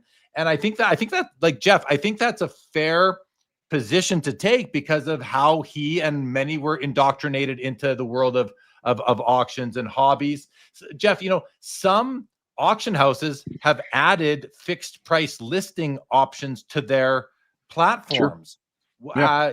Is that a solution there that could maybe alleviate some people's concerns? Or, I mean, some auction houses they are making these buy it nows. What are your thoughts on traditional auction houses offering those options as well? Well, eBay didn't invent the buy it now, or even these modern auction houses that are doing it. In the traditional auction world, those are referred to as private treaty sales, and it's still a part of the old school auction business, where you do sometimes, and that happens all year long. People will come to me and ask me to try and move something privately. Usually, it's a time constraint, and I'll go out there into the marketplace to my clientele and come at them with, generally speaking, in those situations, a fairly strong retail price. And then I have some wiggle room on how to negotiate, but that is a natural part of any auction house, is a private sale situation. Now, whether you do it publicly on a website like that, that's just a distinction without a difference, really. It's just that's a mechanism difference, because there'll be times when I will do it quietly to the 3 or 4 or 10 people I know are expressly interested in that kind of thing, a Paul McCartney item, some very advanced autograph from the sports world, whatever it might be. And then there's situations where I will actually put together, for the lack of a better word, not to get all highfalutin, but like a prospectus for like these 3 or 4 items, put together, and now in the modern world, a PDF, and send it out to a few more people than I normally would. Maybe it goes out to 30 or 40 people. So it's a different mechanism, but I just personally haven't gone to a buy it now. It sort of requires a pipeline of material to have out there to keep that marketplace fresh and full of good stuff. So anyway, so it's an interesting idea. These really are all the same thing. I came up, ironically, exactly at the same time into the old school auction world and eBay. I learned about both almost at the exact same time, just because of how old I am and my career, where it went in the mid 1990s. So anyway, it's it is interesting to hear. After when we spoke the first time, Jeremy, it was kind of fun and contentious. Right away, I think we found a détente that we could sort of like get into and disagree, and that was good. And so it's really good to hear people's perspectives about this, for sure. Yeah, I'm glad you're so open-minded and willing to come on, and it's a sensitive subject right now amongst many, and many of them are in the chat. But here's a comment. D74 says, "I do like what he just said. That was a very stand-up statement. I'm asking you to take a risk. Best statement of the night. Good man." So that it's great to see a comment like that here. But then I wanted to, so my buddy Greg says, "I'm still reeling that bidders don't have a right to know who the other bidders are. Only the auction house has that right." But then Greg's midlife, good buddy of mine, Jeff and Paul. Sure. I think about when I bought my house, I wanted, and it wasn't this house, the house I didn't get to win. I wanted a different house. And I really wanted to know who the other bidder was. I could if I knew who the other person making an offer was, maybe I could check them out on LinkedIn, and maybe I could outbid them. Maybe I could make an offer that I thought maybe they couldn't afford or something like that. But there's no way that the realtor is going to tell me, even if it's the same realty house, they're not going to, if it's Remax or whoever, they're not going to tell me who the other bidder is. So in so many areas of life, we don't know who we're bidding against or who we're up against to purchase an item that might be offered the way real estate or auctions are offered. But yet in the hobby, Greg, who represents the voice of a lot of people, feel that we're entitled to know who the other bidders are. So can you help Greg, myself, and the community kind of reconcile? And by the way, guys, I had Jeff until about 4 minutes ago. So Jeff, we'll keep you 10 more minutes, and then we'll let you go. I'm good. So thank you for your time. I'm all right. Yeah, sure. So you address this notion about the other bidders still. Yeah, that's fine. Your real estate example is excellent, and I'm sure our lawyer here would gladly publish his whole client list to his competitors.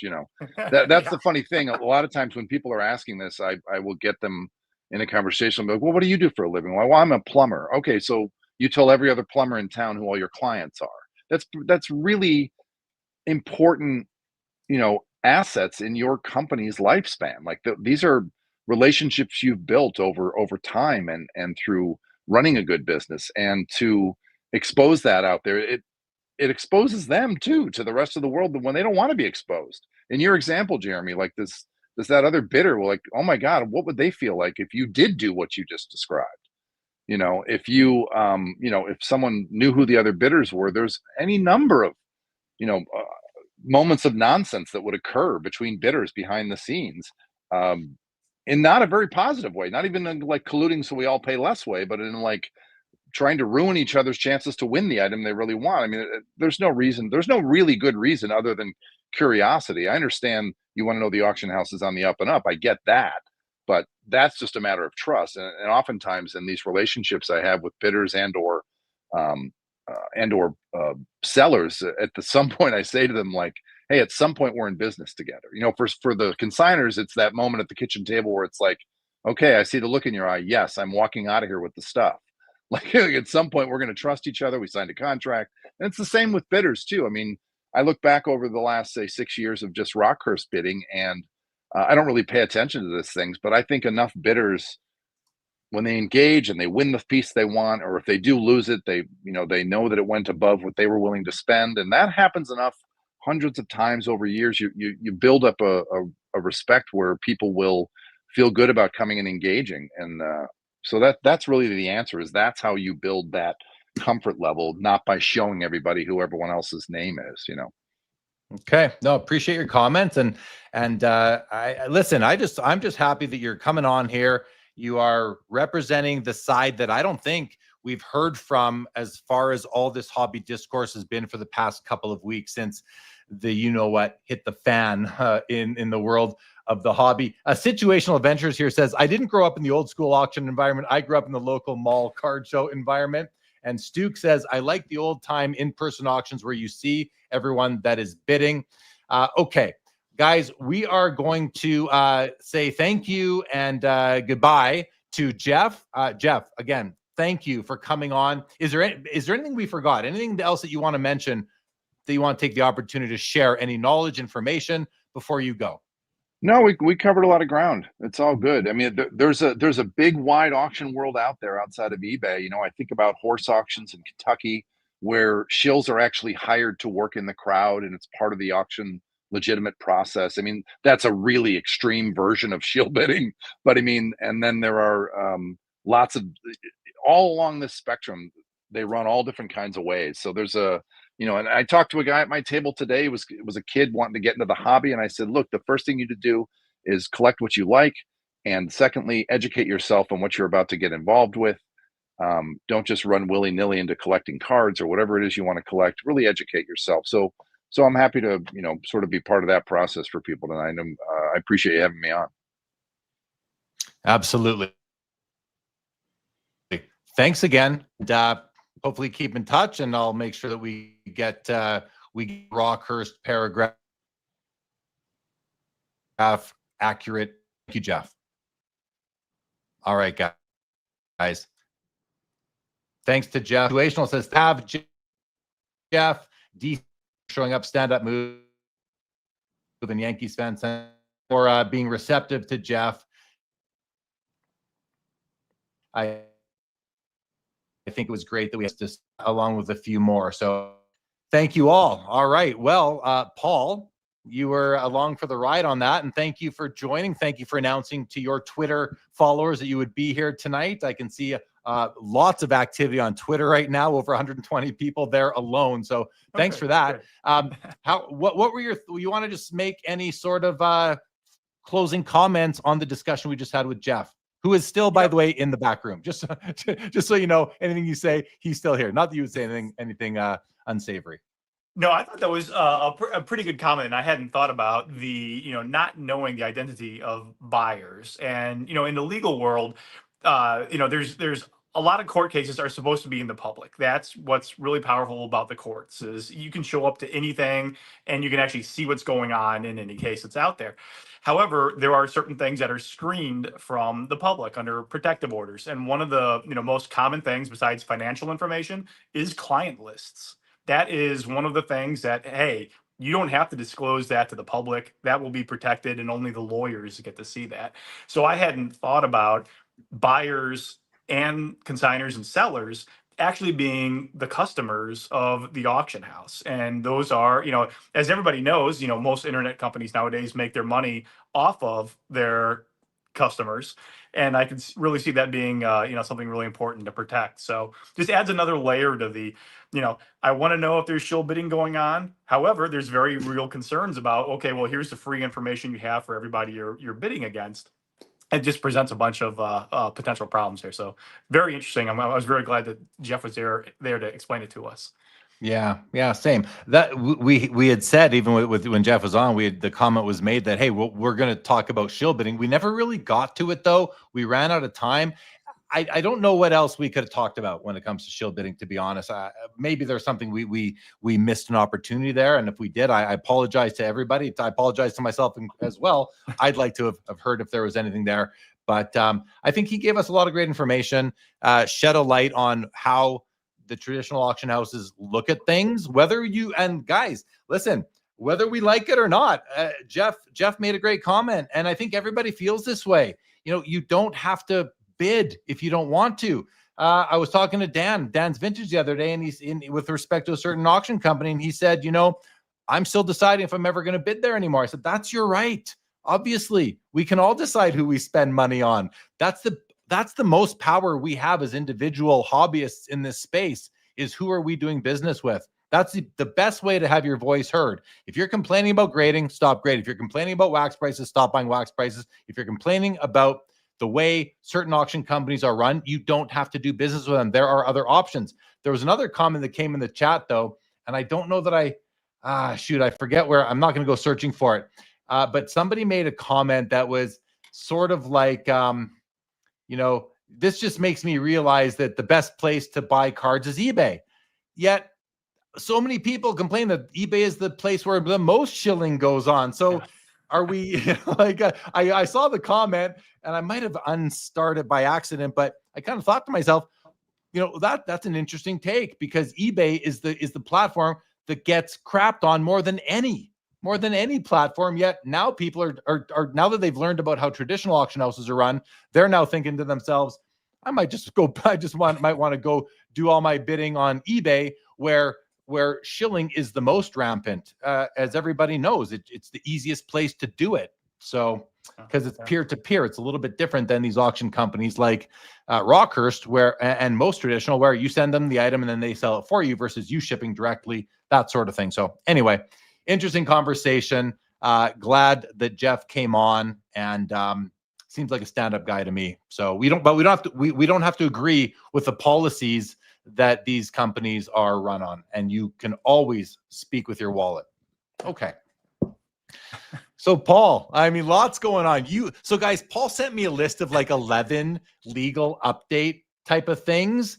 And do you want to, we can run some of them I'm not that interested in, but I want you to give a quick update, because we've done this before. So yeah. But it's funny because I always like to, before I get on, just to tell whoever's going to be talking to me, give them a little bit of a heads up. And I'm not lying, I only went back 40 days. Those are updates of what's happened in the last 40 days, and it's funny. I started covering the hobby in 2011, and it was I thought it was pretty litigious then. It is insane now, but I think that's what happens when you have as much money as you have being put into it right now. And when there's that much money, you have people who put more at risk than they're supposed to, and they get into trouble. You have the potential chance for fraud. So, it's just, and then you also have, a power, we'll talk about it. There's a power struggle at the top, and not just the top, there's a power struggle at the middle too. So, it's a great time to be a lawyer watching this. And that's what I try to do. I try to take any legal actions that are in the hobby. I try to make them fun. I try to explain them, but really I just geek out on this. Every morning before I start working, I look at all this stuff. It makes me happy, and then I can go about my day. So I see your posts on Twitter, and I'm like, how does this guy have time for this? He's running a law practice. He's a collector. He's got a family, and he's doing all this as well too. It's fun. We've broken 300 people right now. I just want to say thanks everybody. 304 across platforms. So thanks to everybody on Twitter, on Instagram. Actually, it doesn't even count Instagram, Twitter, YouTube, and Facebook. So okay, well, let's get into the list. I'm just gonna serve them up on a platter for you and ask your thoughts. So, and I'm just going to read what you sent me, if that's okay. Just That's the fine, bullets. Yeah. So number one, updates in the Lorcana case. Okay, I'll stop there because basically you're telling me, and I don't want to know. So what's going on with the Ravensburger versus Upper Deck Lorcana case? Well, it's Upper Deck versus Ravensburger and Ryan Miller. So just to give everyone a quick rehash on the case, a couple years ago, Lorcana was released, and it's a TCG that used Disney characters, and it was really released to a lot of acclaim, and a lot of people are saying it's the next Pokemon. It did not become the next Pokemon, but it's still a pretty big TCG that's out there. Upper Deck, soon after it was about to be released, Upper Deck brought a lawsuit saying, hey, actually, one of our main designers was a consultant who ended up going to Lorcana, and he stole the game mechanics. And that's what Lorcana is. It's the game mechanics of a TCG we were about to release called Rush of Icor. And so this case has been going on for over 2 years. It was filed in state court by Upper Deck. It got moved to federal court. It got transferred to Seattle. There's been a lot going on, and we're finally getting ready to go to trial. It was supposed to go to trial in late October, early November. But what you have before you go to trial, both sides go to the judge and say, hey, all the facts are in our favor. You do not need to have a trial on this case.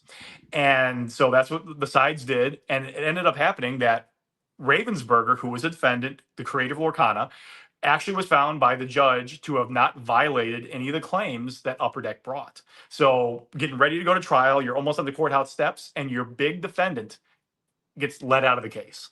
All that was left was the former consultant that was also sued. So ultimately, that got settled for like $39,000, a multi-year lawsuit. And so right now you're on the appeal process, and that's kind of boring where it is. But before the appeal happens, Ravensburger and Ryan Miller brought a motion for attorney's fees because this was a case that was brought under copyright, and under copyright there's a fee shifting provision, meaning if you win, if it's an extraordinary case, you have to pay, the loser has to pay the winner's attorney's fees.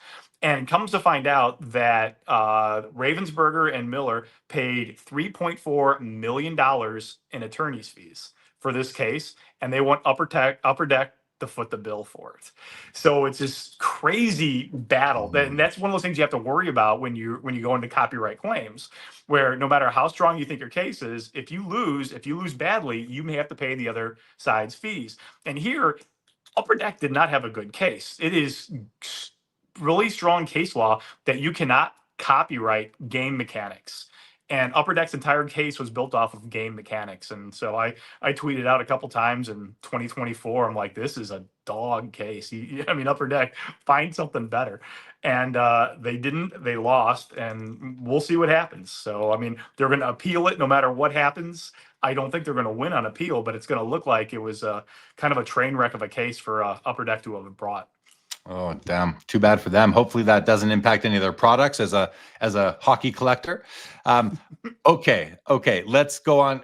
I don't have any questions on that. So I'm going to go on to the second one is Blank versus Beckett. What's this one about? So there's a couple cases that are out there that concern grading companies and some of those nightmare scenarios that everybody thinks about. So Blank versus Beckett is what happens if you send your most prized possessions to get graded and it gets lost. The grader loses the cards. That's what Blank versus Beckett is. In that case, the plaintiff alleges that he had 87 very rare Stan Lee cards with autographs, some like really early cards that were created, that Beckett lost 87 of these cards. And these cards, he alleges, are worth about $250,000. So it's a newer case, but it's a very interesting one to watch because the plaintiff here alleges, well, I sent them the cards, they lost them, and they only offered to pay $20,000. They needed to pay $250,000. So it's this fascinating case about, okay, did Beckett lose the cards? If they lost the cards, are they valuing it correctly? Or are they valuing them according to their contract? Because as most people know, when you consign your cards to an auction house or to a grader, you agree to their terms of service. Sometimes you agree to limitations on the value of cards. Sometimes you agree that the grader will be the ones that will value the cards themselves. So if this case proceeds, it's going to touch on a lot of issues that I think a lot of collectors really care about. What happens if your cards get lost? Do you have recourse? And what is the scope of that recourse? So it's a newer case, but it's a fun one to watch. And if I can guide us to another one, so there's another trial that's going on that's kind of similar. This trial, this case has been going on for 4 years. It's Lance Jackson versus Collectors Universe and PSA. This has to do with another collector nightmare where the collector says he sent in his Kobe Bryant rookie card Chrome, Topps Chrome. Sent it in. He says it was probably a 10. Gets it back. It grades lower, and it's got what he calls a dent. It's got like a mark, or it's bruised. There's something wrong with the card. So this case, which is at trial right now, we don't know what's going on. It's actually at trial right now, is addressing the issue of what happens if you give a card to a grader, that card gets damaged. So, PSA says it wasn't damaged, it's just debris. So there's a battle over that. But if a card is damaged, what are your limitations on recovery? Because I know a lot of people have to check the box. You're saying, I only value this card at $100 or $1,000. You get it back as a 10, and then they say, well, no, you have the upcharge. You have to pay the upcharge. Well, that kind of helps the grader too, because if you say it's only worth $100 and it gets damaged, well, is that a limitation on their liability too? You're telling the graders that it's only worth $100. It's damaged. Well, why are you suing us for $100,000? So, I mean, it's just another. So these two cases, I think they're fascinating for people who submit cards to graders. And frankly, I can't believe the Collectors Universe PSA case is even at trial. Talk about a case that should settle, because if it goes against Collectors Universe or PSA at all, it's a nightmare. So one thing you said was, when you are submitting cards for grading, you are agreeing to their terms of service. And there's a theme going on in our hobby, I believe, and not everybody. There's some very, thorough people out there, but I believe a theme is that the collective, we check these I agree to terms and conditions boxes without reading them. So, you don't even know what might happen. And so I have two thoughts on that. One of my thoughts is the easy way out is on behalf of the company is, well, you agreed. You agreed. Yeah. You didn't. It's not our fault that you didn't read them. We have them there. My other thought on behalf of the collectors or the hobby public is, make it more obvious to me. Force me to read it, or at least pick out the most important terms and make me agree to them one at a time. Like, almost spoon feed me, if you will, so that I understand what I'm agreeing to. Because we are so used to in this world of the internet and technology. Anytime you do many things on the internet, you have to click a box. You agree. Anytime you update a software, you're agreeing to the terms and services.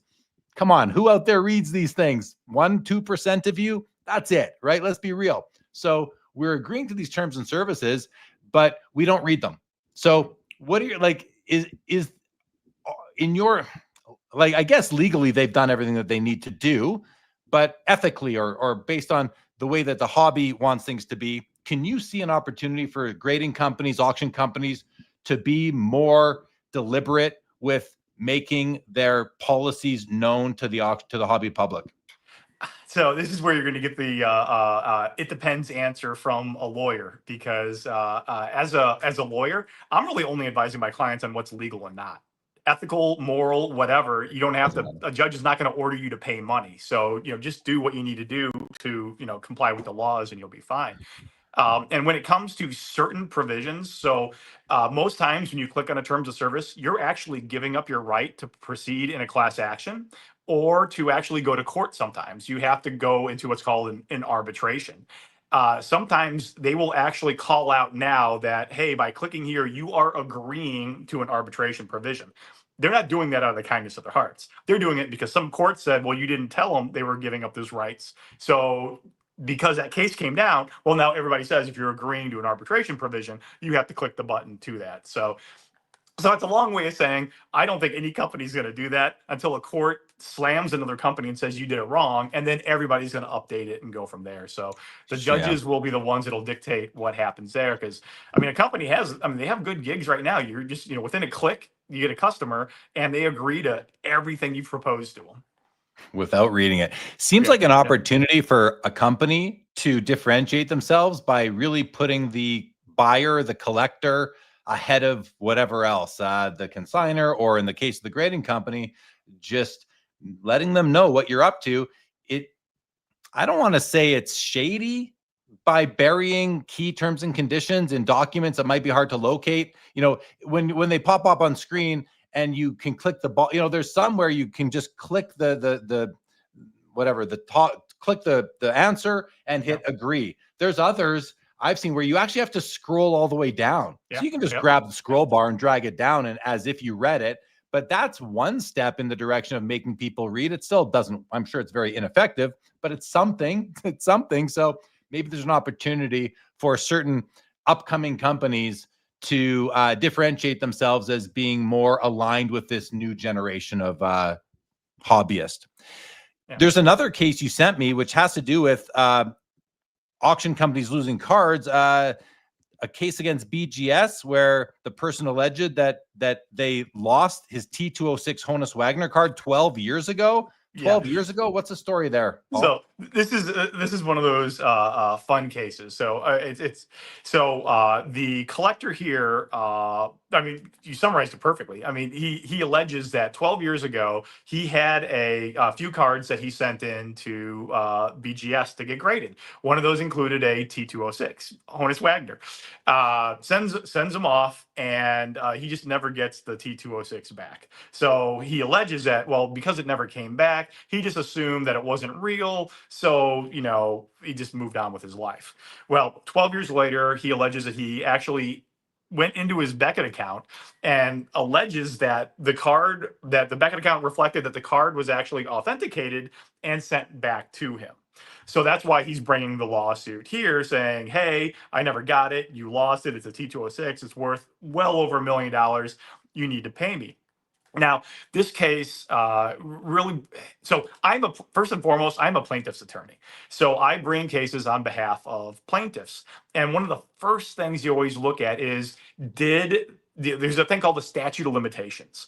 You have to bring a lawsuit within a certain time frame. The reason you have to do that is because people's memories fade, documents, you might not keep documents around. A court only wants to hear a case where it has the most likelihood of all the relevant evidence and all the relevant witnesses still being around. So that's when you have to file a case by the statute of limitations. Here, this is well past the statute of limitations. And that's Beckett's defense. They've raised the defense saying, hey, you don't even have to look at anything here. I mean, we deny everything factually. None of this ever happened. However, he should have done this 3 years ago, 10 years ago, 11 years ago, 8 years ago. He didn't. So just because of that, we should win.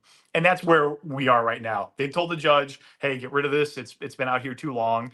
I think they're going to win it. I don't see this case continuing. But it's one of those ones where it tugs at my heartstrings, even if maybe it's, whatever you think about the case. It's just, if something goes wrong in your life, if you think you need a lawyer, contact one immediately. Don't let it fester for 8 years, 10 years and go, oh yeah, I'll do it now. No, you need to talk to a lawyer immediately. Fair. Yeah, I was recently reading credit card terms on a credit card, and where you're covered for certain insurance purposes with like a vehicle or something, you have to let them know within 48 hours of that accident, or else you're just SOL. I think a lot of people probably don't even realize that, but I nerded out and read through the whole document. Long flight. Yeah, exactly. It actually goes back a while ago. It wasn't just recently, but I remember doing that. Okay, moving on. There's a couple of cases you sent me, which I find really interesting. First of all, Panini, we know this. Panini sues Fanatics for antitrust. And then Wildcard sues Panini for antitrust. Yeah. It's kind of interesting, if you're gonna sling arrows, you have to be prepared to have them slung back at you. So, can you give us the maybe in almost together? Can you give us the updates on the Panini versus Fanatics antitrust case, and as well as Wildcard versus Panini? Yeah, so the Panini versus Fanatics antitrust case, that's been going on for years now, and antitrust cases do take forever. Panini brought this lawsuit when it still had both NBA licenses. It still got both NFL licenses, although those licenses are going to go to Fanatics. And the basis of that lawsuit, and I'm oversimplifying it, is Panini said, hey, they've got too many licenses.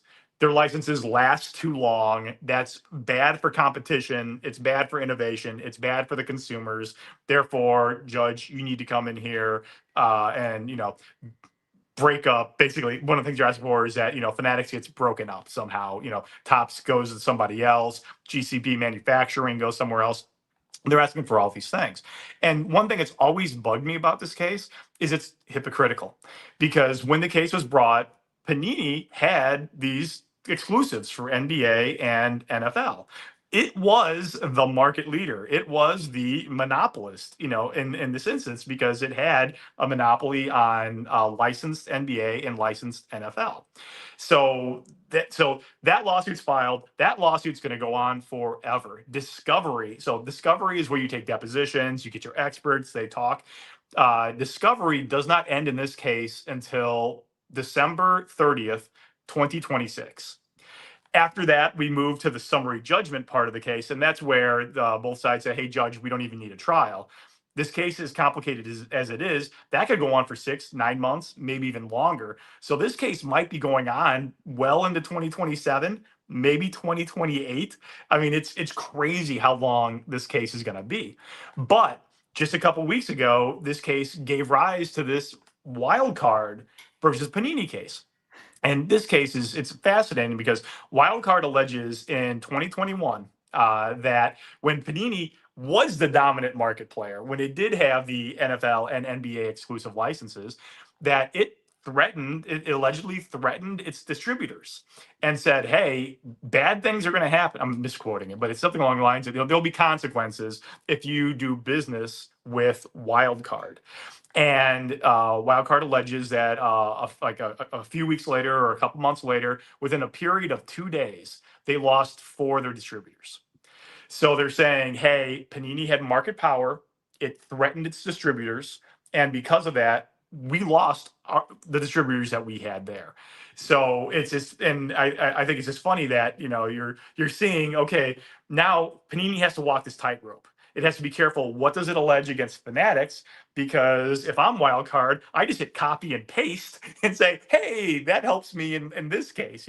You defined because there's normally a huge fight about what's the market. And here it's really interesting. What is in the Panini versus Fanatics case? What is the market?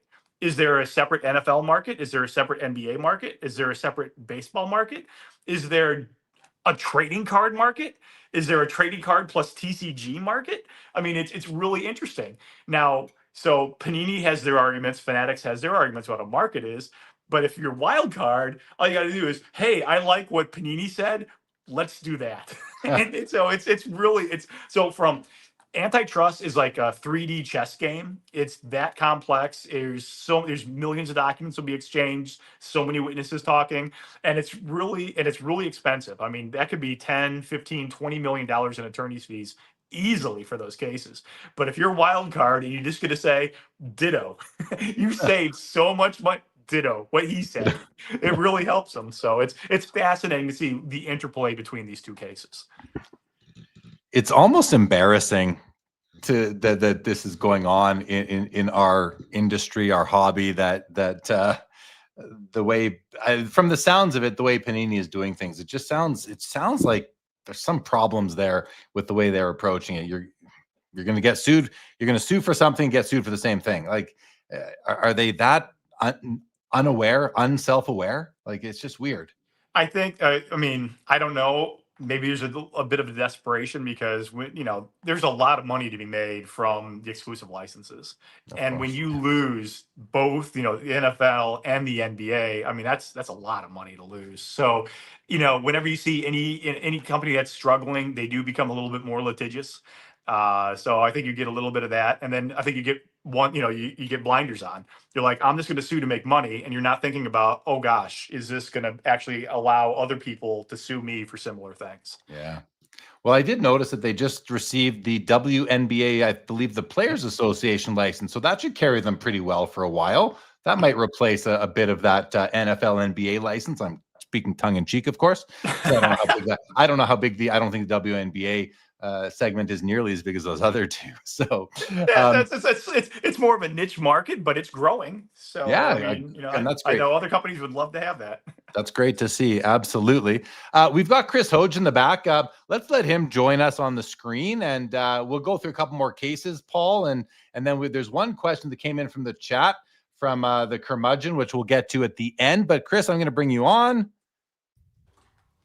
There he is. Say hello. Welcome. Great to be with you, gentlemen. Paul, it's always a pleasure. I am one of those many thousands who read all of your tweets. I really appreciate what you do. Your discussion so far tonight has been fascinating. I'm very grateful that you're on the show, man. Oh, no, thanks. I appreciate my dozens of people who read it. Thank you. There's Chris and like 3 other guys, and they have Lesko Club. They meet once a month and talk about everything that Paul. It's like a book club they have. It's please don't let us show up in some of their tweets. Right, exactly.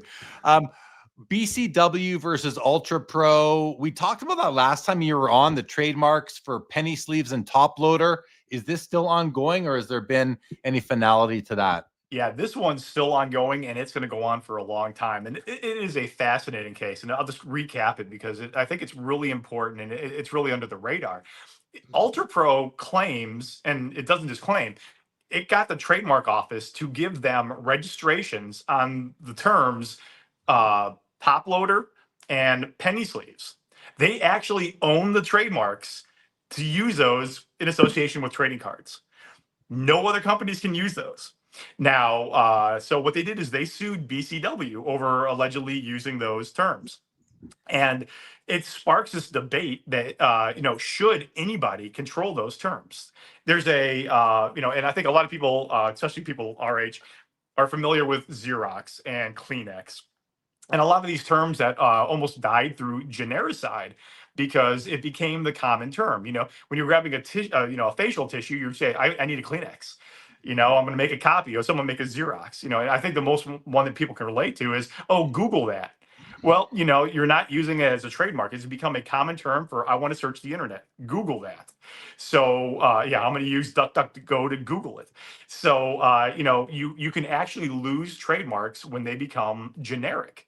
And I think here, when you're talking about top loader and you're talking about penny sleeves, those are generic terms. Nobody should own those terms. I mean, it was a shock to me, and I monitor the trademarks that Ultra Pro says that they own these, and shock of all shocks, they had trademark registrations for it. So I think they really snuck them by the trademark office.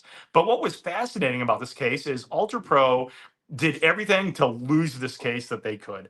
They filed a case. They forgot to respond in it. The case got dismissed. BCW tried to cancel their registrations at the trademark office. Ultra Pro forgot to show up, and they actually got all their registrations, not just top loader and penny sleeves. They got them all canceled. Well, then Ultra Pro changed their attorneys. Their attorneys were able to bring these trademarks back to life. They were able to right the ship. There's a lot less nonsense going on. So really, even though this case has been going on for like 2 years, it just really started now. So it's going to be another long one. 2020, we're going to have to get through all of 2026 before we see what's going to happen. I mean, I predict that if things work out as they're supposed to do, if BCW is doing the right thing here, getting the right expert witnesses, those trademark registrations should die, and everybody should be able to use those terms when they're selling anything. But you never know what's going to happen in a court. And if we have a trial and they say that Ultra Pro owns penny sleeves and Ultra Pro owns top loader, I mean, it's a shock. And not only would be a shock to everybody, but I mean, a lot of people have to change how they're doing business. Yeah. The hobby will survive. We don't care what you call them. Just give them to us. Dan brings up a good point. There's a supply company called the Penny Sleever. Do they have to change their name? And I'll just show you. This is it right here. You can see right there. But it's Penny Sleever. Is adding the word R to the end of penny sleeve enough to to dance around this issue? So if I'm penny sleever, I say yes. If I'm ultra pro, I say no. But the real analysis is there a substantial likelihood of confusion to the consumer? Because that's how trademark law works. Is a consumer going to be confused as to who created this? So I think penny sleeve and penny sleever, I think those are generic terms. It's a bad one. But if let's say if I say chrome, you think Topps. If I say prism, you think Panini. So if you had a card called a Prismer, that really brings to mind Panini still, or Chromer. Oh, that's still Topps. So in those instances, I don't think it's enough.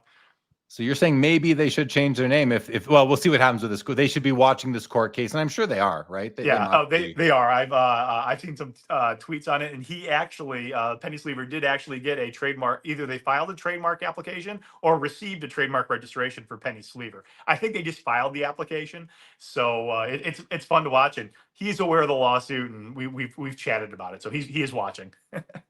Lapper says this Lesko guy is pretty smart. Fun listen. Duke says in Texas they ask what kind of Coke do you want instead of what kind of pop or soda. That's a genericide, if you will. A genericide's a word I'd never heard before. Thanks for that one. It's one of my favorite words. It's awesome. It's a good word. So Chris, you're listening along and you've got a legal education background. What are your thoughts on any of these things so far that have stuck out to you? Well, Paul does a great job of analyzing it from the point of view of the practice of law, and I was the jerk who was sitting in the back of the law school class saying, "Why is the law this way?" and making things take a lot longer. And I think it is really interesting that a company can effectively become so successful, can become so synonymous with the product that it makes that it causes a genericide, and all of a sudden now anybody can use this term when that company spent probably lots of resources and effort and luck and everything that goes into building that level of success. And all of a sudden it just sort of disappears. Like you reach this threshold. There's almost a perverse incentive that says you don't want to become too successful, because if you do, you might actually lose a lot of IP rights. So it's a weird system. I've always been a little bit uneasy with it, but I don't know if there's a better way to do it. Yeah. And it's when it comes to trademark attorneys, they will tell the clients, use your terms as adjectives and adverbs. Don't use them as a noun. Don't use them as a verb. And that's why you hear, Kleenex tissue, Xerox copy machine. They always are making sure that they add those other phrases. So you have everything strung together. But you're right. Google, that's one of those ones where, you're a victim of your own success. Now, Google still has all their trademark registrations. I don't think they had any genericide attacks, but I think they're open to it. Sounds like it to me as well, that they could be. I mean, my 6-year-old says, "Google it, Daddy." I know. Okay. Exactly. You don't even know what Google is. Like you've never been on a computer. So that's what it's called. Find out for me, Daddy. Get the question answered. Google it. He's going to be our star witness. Yeah. Exactly. You also on your list of legal cases, you said Spiegel's, Golden's, card porn, LeBron RPA update. I know that might capture Chris's attention as a big fan of basketball cards, along with many other of us as well. But can you quickly update us on what's going on there? And I haven't heard from card porn in years now. It feels like. Any progress with that case? Yeah, so it actually started off as a case. So I'll back up and give us a little bit of a story for it. So Golden Auctions was auctioning off a LeBron RPA, and there were some concerns on card porn posted out there that maybe the patch had been switched. And Sorry, Paul. This is the same guy who produced a fake Michael Jordan jersey card, and he's got concerns over whether a patch was switched. So I think those allegations came out afterwards, but yes. It is. I believe it's the same individual. Yeah. So, excuse me. So the auction ended up getting canceled. The Golden ended up stopping the auction, and I think probably shouldn't have done this, but went on Instagram and thanked people for pointing out information, and that's why he stopped the auction. So the Spiegels were the owners of this card. They brought a lawsuit against card porn, and then they brought a separate lawsuit against the Goldens, saying, hey, this card is forever has an asterisk on it. We think it's authentic. All the evidence is going to show it's an authentic card, but now everybody's going to think there's something wrong with it, even though there isn't. And part of the reason is that the auction ended, and there's a post by Ken Golden about it on Instagram. So this lawsuit has been going on for a long time. The Goldens actually sued the Spiegels back on this. And it's a fascinating case because there was an Upper Deck authentication letter that came with this, with the card. And the individual who wrote the Upper Deck card authenticating it has backtracked on it and says, hey, the authentication I wrote was just for the card itself. It wasn't for the patch. And the Spiegels are like, that's not correct. There's all these issues here. So it's a total case that's going to focus on really what this Upper Deck employee did, the Upper Deck letter of certification. And it's just a fascinating case in this regard. And we're at the summary judgment stage. We're getting close to trial.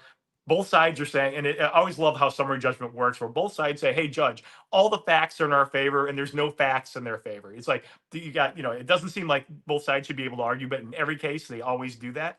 So that's what's happened here. Both sides say there's no facts. We should automatically win. We shouldn't have a trial.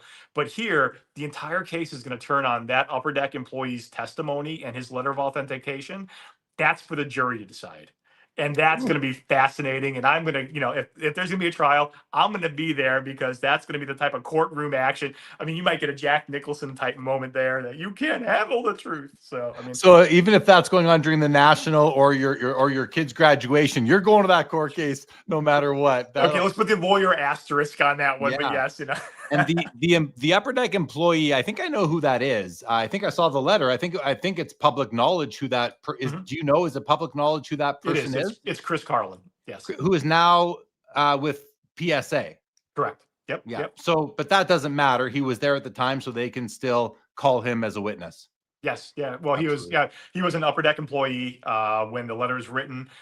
Golden says he was an Upper Deck employee when he repudiated the letter.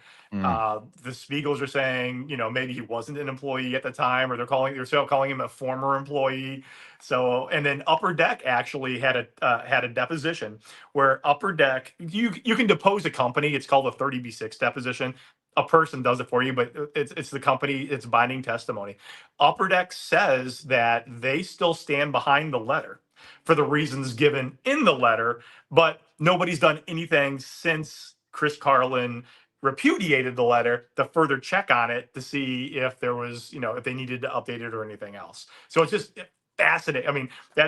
If you, again, just nerds everywhere, legal nerds, hobby nerds, they should live stream this. It'll be so fun to watch. Well, we're going to have to get you back on, right when that happens versus, as a quarterly appearance with updates on all that. Chris, any thoughts on the last bit of discussion here? Yeah. Paul, what is the basis of the plaintiff's action here? Is it basically defamation of the card? Is that kind of why you reference Golden's Instagram post? Yeah, it's basically a business disparagement case. It's and I'm shocked there aren't more of these nowadays, with people going on the internet and saying that card's obviously fake. This company is obviously crooked. The internet is just there's so much of these commentaries that are out there, and this is just one of the first cases in the hobby where you do have a business disparagement case because of what he said. This card is not worth what it should be worth, and therefore I need the difference in the valuation. But that's probably part of the issue, is that it's so hard to show damages here. Maybe it's not as hard, but in a lot of cases, that's what's going to prevent a lot of these cases from ever being brought. Is that fair? That's my favorite topic right now. So whatever side you are in a case, because we all know card prices go up and down, up and down. So, normally, on the day that this case was filed, here's how they were. As the case proceeded, well, they flipped. Now it's, it's here. So you have each side will pay their $800 an hour expert to say, here's why this card should be valued here, or here's why the card should be valued here. And it's fascinating. And we've never had a case that's actually said, when is the right time to value a card? Some states don't even allow you to do that. Some states actually bar what's called, in a contract action, consequential damages, where you can't actually get the price change beyond what you paid for it. So there's a fascinating little bit of interplay there. There's also breach of contract claims in there also, but business disparagement is the way I really look at this case. Jeremy, can I ask one more question?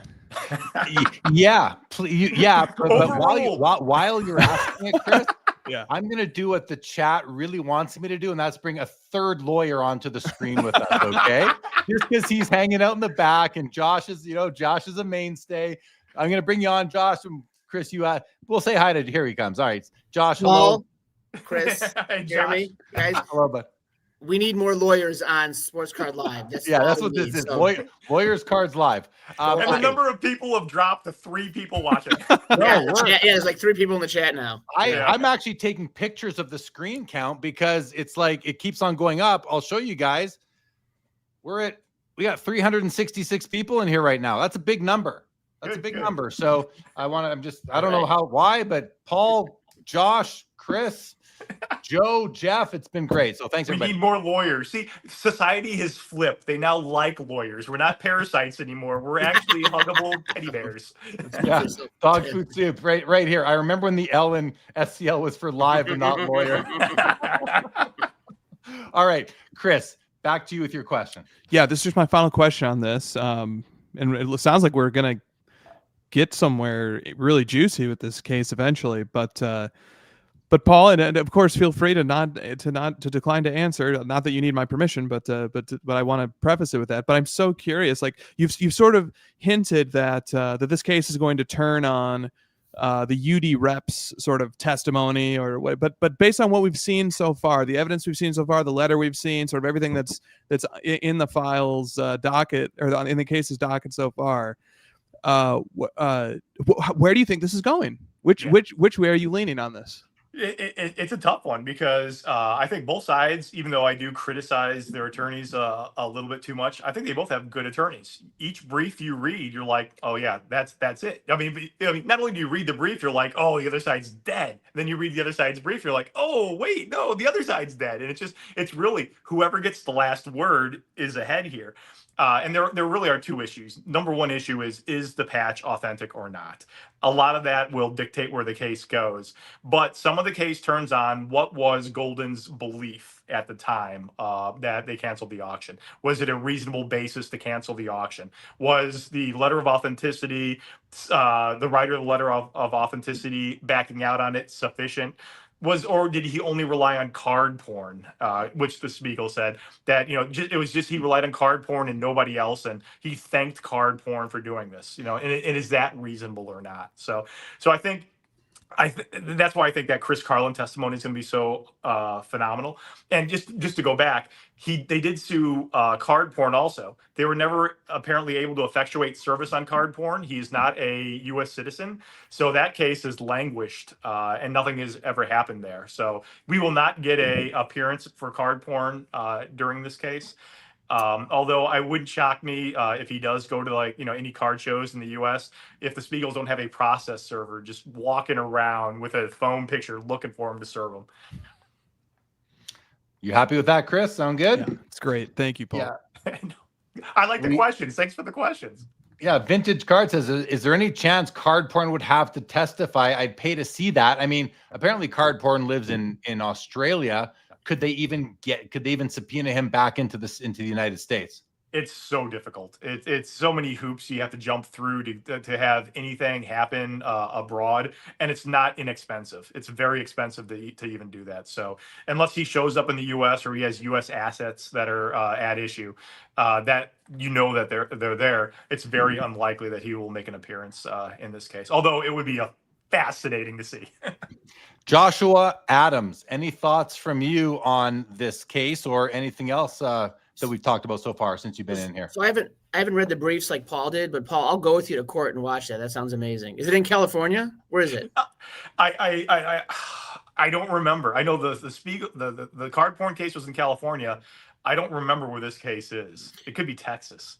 Oh, I'll go either one. Yeah, either way. Yeah, it's the courthouse will have interesting venues near to it that we can have a beverage afterwards and discuss it. Well, it seems like if the ultimate question is whether the patch is real or fake, that's a factual issue that a jury needs to decide. So yeah. I bet you it survives summary judgment, and we. as a former law clerk who has done several summary judgment motions, I'm scarred for life. But I feel like this is going to go to a jury. Which Yeah, and especially with the credibility, I mean, credibility of the witness is exclusively in the jurisdiction of the jury. Right. So, but it's funny, and maybe you could shed more light on. I always find it inexplicable how both sides, plaintiff and a defendant, can file briefs with straight faces and say all the facts are in our favor and nothing is in their favor. It just doesn't seem to work ever. No. Yeah. All right, Paul, let's move on to this one that you said there's a lawsuit over the alleged failure to go through on a $300,000 sale of a messy green Kaboom 1 and seller sold it later for like 1.2 million, and the plaintiff wants the difference as lost opportunity. Now, this is big because we always hear about sellers on eBay canceling transactions because the card sells at 6 o'clock, and then by 9 o'clock, the player has hit 2 home runs or had a 50-point game or scored a hat trick, and they don't want to honor the sale anymore. This one sounds pretty big and important from that aspect. How does it feel to you? And tell us about it. Yeah. So this is, and again, the plaintiffs, it's the Spiegels again. Are in this one. So the same plaintiffs that you have in the LeBron RBA case are the plaintiffs in this case too. So it's a fascinating case where there was a purchase for the card. It's a 2018 Lionel Messi Panini Kaboom green for $300,000. They say that we had an agreement, we had a contract, everything was supposed to go forward, but then later the seller repudiated, said, for whatever reasons, this is not going to honor it. And then through the grapevine, the Spiegels heard, well, the card sold later for $1.2 million. And you're right. This is one of those fascinating cases to watch because you hear about it all the time. I bought this card, the seller's not going to send it, and it sells for later. Darn. Well, you may be able to do something here. I know some of these card some of the cards aren't expensive enough. It's not a $300,000 to $1.2 million where you can't find a plaintiff's attorney to do it, but you have small claims court. And that is such an underutilized option where it's limitations, maybe $5,000, $10,000, $15,000. That's all you can seek. But some small claims courts don't allow lawyers. You don't need a lawyer. You can go there. It's basically you file your document, you serve it on the other company, they show up, and you have a trial the first time everyone shows up in the courtroom. It's fascinating and it's scary for big companies for these. So I think it's underutilized. There's been a couple small claims cases that have been filed, but it's underutilized. But again, if you're ever involved in an instance like this where you buy a card and the seller repudiates, or it's the other way around. If you're the seller and the buyer repudiates and you sell it later and it sells for less, you potentially do have an option to talk to a lawyer and actually have a case or proceed in small claims court. Go out. Yeah. I mean, player could get hurt all of a sudden. You don't want to buy the card versus having a really big night on the scoreboard. So that all makes sense. Okay. And then I'm going to get to now, first I have to ask, I assume you are, but are you as up to speed as any of us can be on the Patrick Ryan alleged shill bidding incident? So for this, I only like to really opine on cases that are filed in court. I can generally talk about shill bidding. When it talks to shill bidding, I can talk about that. But until there's cases in court, I don't like really talking about those instances just because I like to see everybody's filings under Rule 11, where people are swearing it's true and everything else. So let me ask. Let me phrase it to you this way. Just I hope I'm going to try and get around what you just said by stating it like this.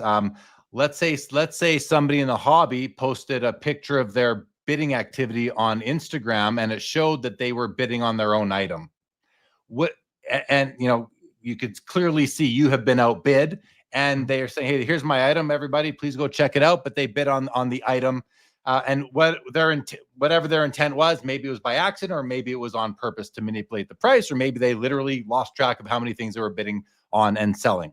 Either way, if that were to happen, the question that was posed by Curmudgeon is, should that person be investigated or approached by his state's attorney general because shill bidding is fraud? I'm still not completely clear on in which cases it is and it isn't, but I believe shill bidding in most cases is still considered fraud. So And if I could just back it up, we could talk about it probably this way. So when it comes to shill bidding, there's two ways of illegalities you can look at it: civilly and then criminally. And criminally tends to require intent. You have to intend to, the way that I understand, and again, this is going to be state law. There's 50 states out there. They're all going to have, well, some won't even have laws, but there'll be different laws across the way. The way that I always viewed shill bidding is where you bid on your own item to drive up the price. So that's the intent that you need there. So if a bidder intends to raise the price or to try to make more money off of an auction, that would be true in my mind shill bidding. And that's where the criminal statutes would need to get there, because for most crimes you need to have intent. And so that's where I focus there. Now, again, there's 50 states. Every state's going to have different laws. But I think just bidding for random reasons, and it always, every lawyer answer always should start off with "it depends." But it seems to me you need to have that intent to drive up the price, and that, in my mind, is the distinction you need for the criminal statutes. Thank you. And Christina's right. Sorry, right here. The word I was looking for is hypothetically. Thank you, Christina. She says that's when the lawyers usually give you an answer. Yeah. Hypothetically, or it depends. One of the two. Right. Yeah, exactly. Thank you. Thank you for that. Very interesting stuff. Paul, thank you for that. There was one other item that you did mention in the email you sent me. Collectible was the fractional ownership company that entered the space in 2000 or so. I did several shows for them for 18 months or so. I think I did 60 episodes for them talking about the items that they were bringing to the fractional world. They went belly up, unfortunately, and seems like perhaps some of the investors got stuck, some of the shareholders got stuck with, I don't know. I don't know where things are at with that, but you said there's some updates there.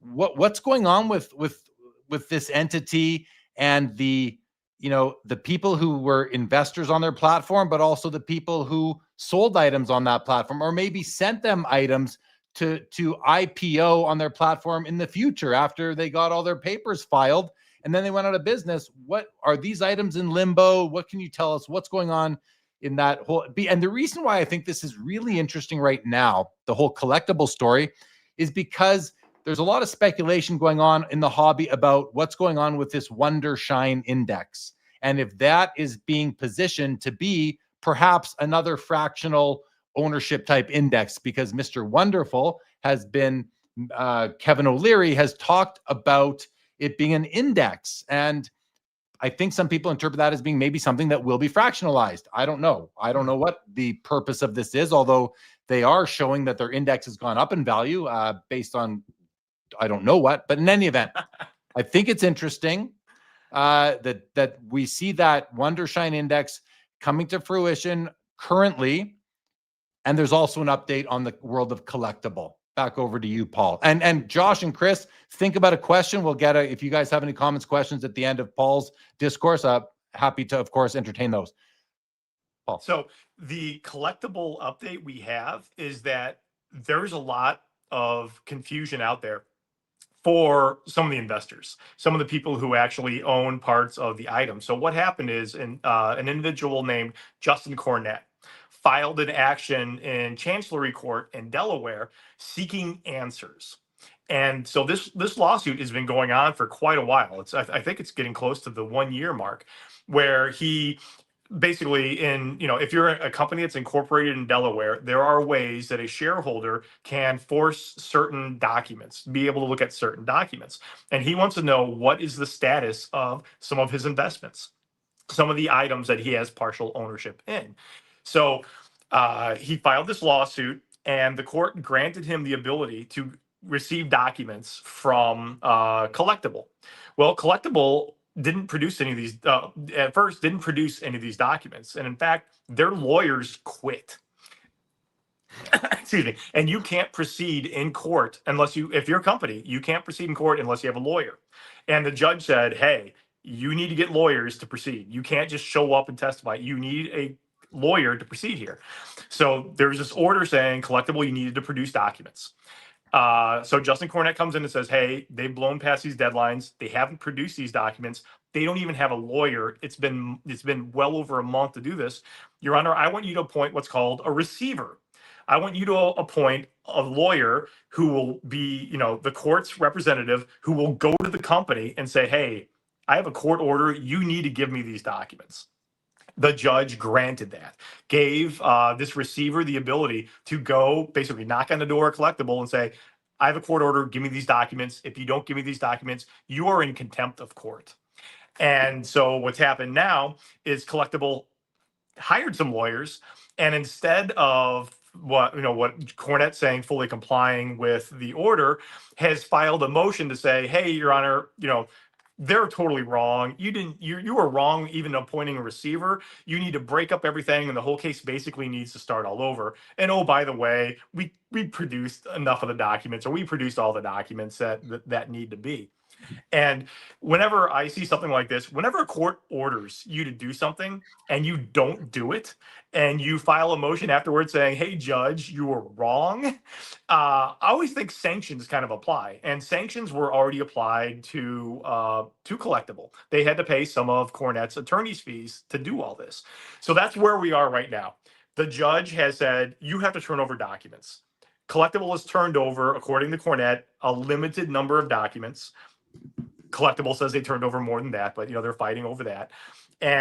But they had to have a court order to do it. And now you have this big mess. It's all in front of the judge, and we're still in the fact collection stage, unfortunately. So whatever happens here, whatever documents are here, that'll dictate, do you get to that next step of people filing lawsuits to actually get compensation for it? So it's just a long, drawn out way of, we need our information first before we can figure out how to proceed. And according to Cornette, Collectible is not providing the information that they're required to produce. Interesting. I've had Cornette on the show before, going back to about 4 years ago. So I can ring him up and say, hey, what's going on there, buddy? Fill me in. It would be fascinating. It really would, because I've been trying to contact, I've been going through the receiver, talking to him about what's happening, and he's still on the outside because they're fighting about, will the company actually honor the court order? Will the judge blow up the court order, appointing the receiver, or what's going to happen? So again, it's fascinating because people rarely get sanctioned when it comes to lawsuits. Here, I think there's a really good chance someone's going to get sanctioned a lot. Well, thanks for the update. Josh or Chris, any questions or comments on that topic? And if not, we can certainly move along, but I want to give you guys an opportunity. Josh, you're nodding. Nothing. Oh. Thanks, Paul. That's very insightful. I've got a question on the Messy Green Kaboom case. Yeah. It has specific implications, I think, for a lot of us who are collectors who buy things.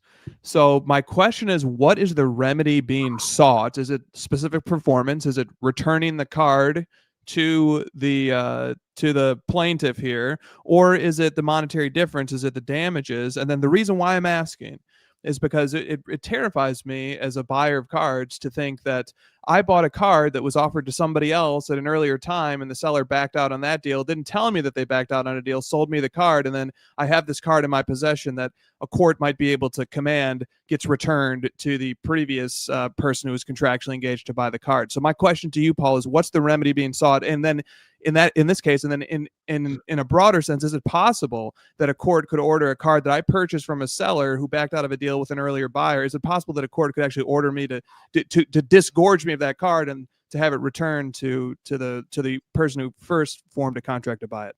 And that's actually, it's a fascinating question, because I did my worst on contracts in law school. I did my absolute worst. I mean, I got 2 C's in those. Contracts 1, contracts 2. I did not do well. And I don't do any contract stuff really right now, because it's awfully boring stuff. But and if I'm wrong, guys, please correct me. But when it comes to specific performance, which is a judge saying, hey, you have to comply with the contract, one of the factors they look at is this item unique? Is it something that's so rare that, specific performance should be ordered? Because, most times they're like, money will make you whole. That's all you need, just money. So, but here there's the option that no, this is a one-of-one card. Maybe specific performance would be proper here. Well, here they did not sue the ultimate buyer of the card. So he's not a party to the case. So they're only seeking the $900,000 difference from 1.2 million to 300,000. That's all they're seeking. But you're right; it is something that's fascinating. It's something that I've wanted to see in cases, and it's something I've kicked around when it comes to certain, clients that have approached me. That I don't think there is any better instance to get specific performance than a one-of-one card. And I would love to test that with a court. Now, judges do not like to give specific performance, especially when money can make somebody whole. And I think here, if the ultimate value is 1.2 million and they paid it, well, then $900,000, it's been valued. You can get it. One-of-one is typically, it's the Mona Lisa. We don't know what it's worth. Therefore, we should turn it over. But you can imagine you do get that for some of the cards. I see you laughing, Jeremy. I hope there's not a funny comment here going on. Yeah, diamond relics, money makes me hoe. That's for sure. Great. I'm glad I stumble on that word, and that's the one everyone says. Yeah, I think you're talking about the word whole, but you said money makes you hoe. That's for sure. Great. I caught it too, and then it came up in the chat, and then Dog Food Steve says both of those comments are very accurate, and says, yeah, Jay Lee stifling that laugh like a pro, and that made me stop stifling. As soon as I said it, I'm like, oh no, I'm gonna have to get a T-shirt or something at the National that says that. Yeah, yeah, I got that. If this was the crossover, that would definitely be an option for the title of the show. Money makes me hoe. That's for sure. I mean, you know what? Because of that, I'm going to own that. I am at the National. I'm going to have a shirt. I'm going to wear a shirt that says "Money makes me hoe." Paul Lesko quote. Episode 290, Sports Cards Live. Well, that's funny. All right. Okay. Well, anything else, Paul? Any other sort of updates? I'd like to move on and get hear from Chris and Josh on any sort of topic. There's so much to talk about, and I know Chris probably watched the whole episode going in. Paul, you're welcome to stick around, but I'd like to move past the legal update. Unless I think we got through all of them. All the interesting ones, at least. Yeah. I inundated you with some boring trademark ones too, but yeah, maybe just skip that one. But the rest, I think we covered all the ones, even the bonus ones. So so what I usually like to do when Chris and Josh join, even though they've been on for a while now, because we had a lot to get through with you. So I say, Chris, Josh, especially Chris. I don't know if Josh watched the whole thing from the beginning. I'm just not sure, but I know. I saw Jeff's part. I saw most of Jeff's part. So okay. Yeah. So I'd like to do a bit of backtracking now and just get your guys' thoughts on that part of the discussion. And again, Paul, stick around. I'll keep you involved, but if you want to drop off, you can as well. Totally up to you. I'll be happy to stick around. This is fun. Awesome. So yeah, Chris and Josh, what stuck out to you earlier on in the episode? Joe and I went on had a great discussion. Then we had Jeff Marin from Rockhurst Auctions come on. That was really interesting, and I think eye-opening to a lot of people. And then we had Paul and you guys. So with that, Chris, I'll start with you. Anything really stick out to you as maybe you didn't know before, or helping to see you anything in a different light, or affirming anything that you already felt? What maybe stuck out to you earlier on in this episode? Yeah, it was insightful to get an earnest point of view from an auction house operator with a lot of experience. And I had some disagreements with some of the stances that were taken. I think the chat did too. But that doesn't change the fact that it was helpful to hear the rationalizations, the points of view, the history, and so forth. And, since this is topical right now, and in particular, I'm talking about bidding practices, reserves, and so forth, I think this is a nice opportunity for me to just say something declarative as a collector. And it was really kind of inspired by your comment, Jeremy, where I thought you gave an excellent follow-up question where you sort of said, the issue with sort of this automatic bidding by the house is that it removes the belief that a buyer would have that they're bidding against other collectors in the open market, and that there are other people who are effectively bidding and competing for this item, and that the price is set by the second highest bidder. So, that is a key to the theory of market values, that when an auction price is set by the second highest bidder, that the top bidder pays, but there's the second person who is willing to pay something really, really close to that. And I thought, like, you called that out nicely. You sort of spoke to what the nature of an auction is understood to be. And so from there, I sort of it gave me the inspiration to say, why don't I just, as a collector, as somebody who participates in the market, why don't I just sort of say the environment that I would like to have exist?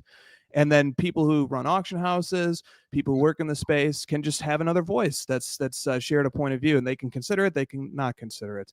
But my point of view is this. Here is the environment in which I would like to participate in as a buyer of sports cards in the auction format, and the person who can best simulate this environment is going to earn my business. I want to bid against other collectors like myself who are seeking to add this card to their collection. I don't want to be bidding against the owner of the card. I don't want to be bidding against a reserve. I don't want to be bidding against anyone except other collectors just like me who are looking to add this card to their collection. Full stop. That's the collecting environment that I would like to participate in. I would like there to be genuine, fair competition among collectors just like myself for the card. That might sound idealistic. That might sound pie in the sky.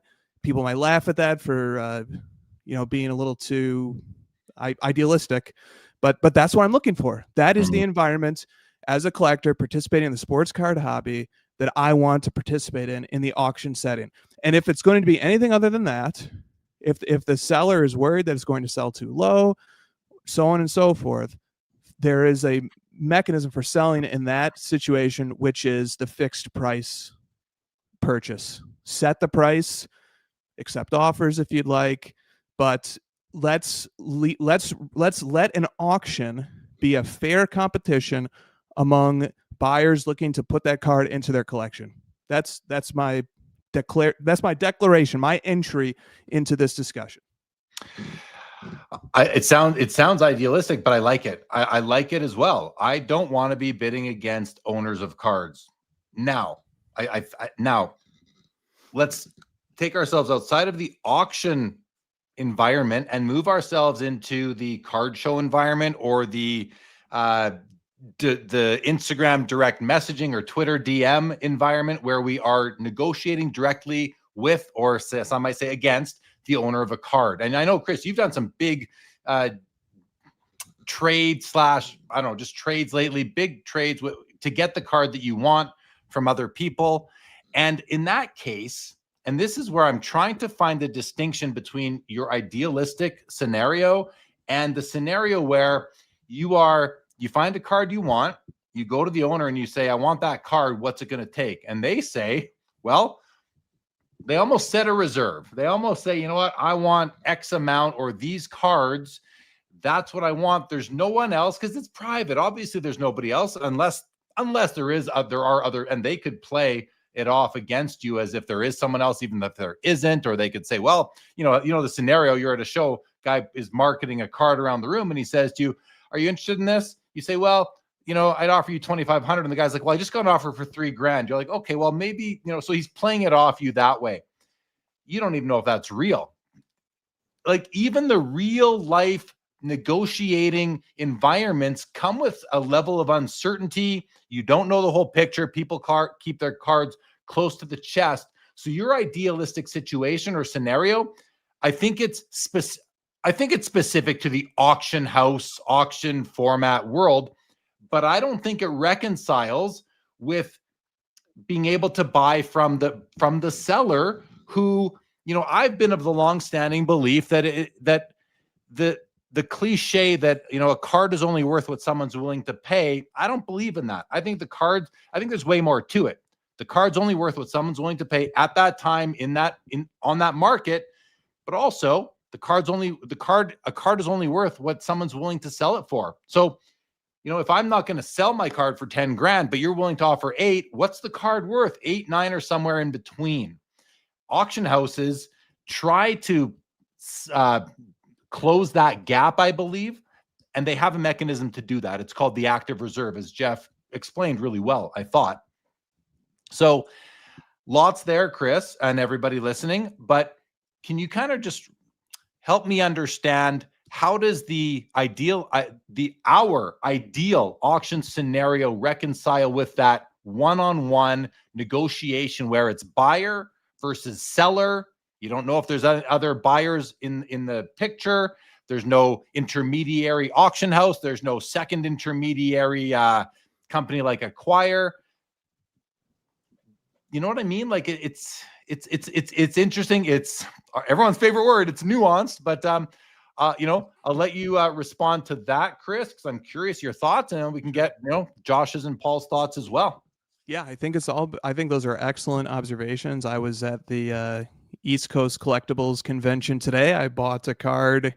I bought a few cards that were the results of a negotiation with a dealer, literally on the other side of the table.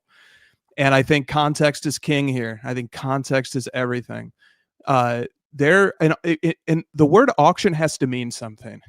And to me, what I want that word to mean is a fair and open competition among disinterested buyers who just want the card for their collection, and that they have no stake otherwise in the outcome of this auction.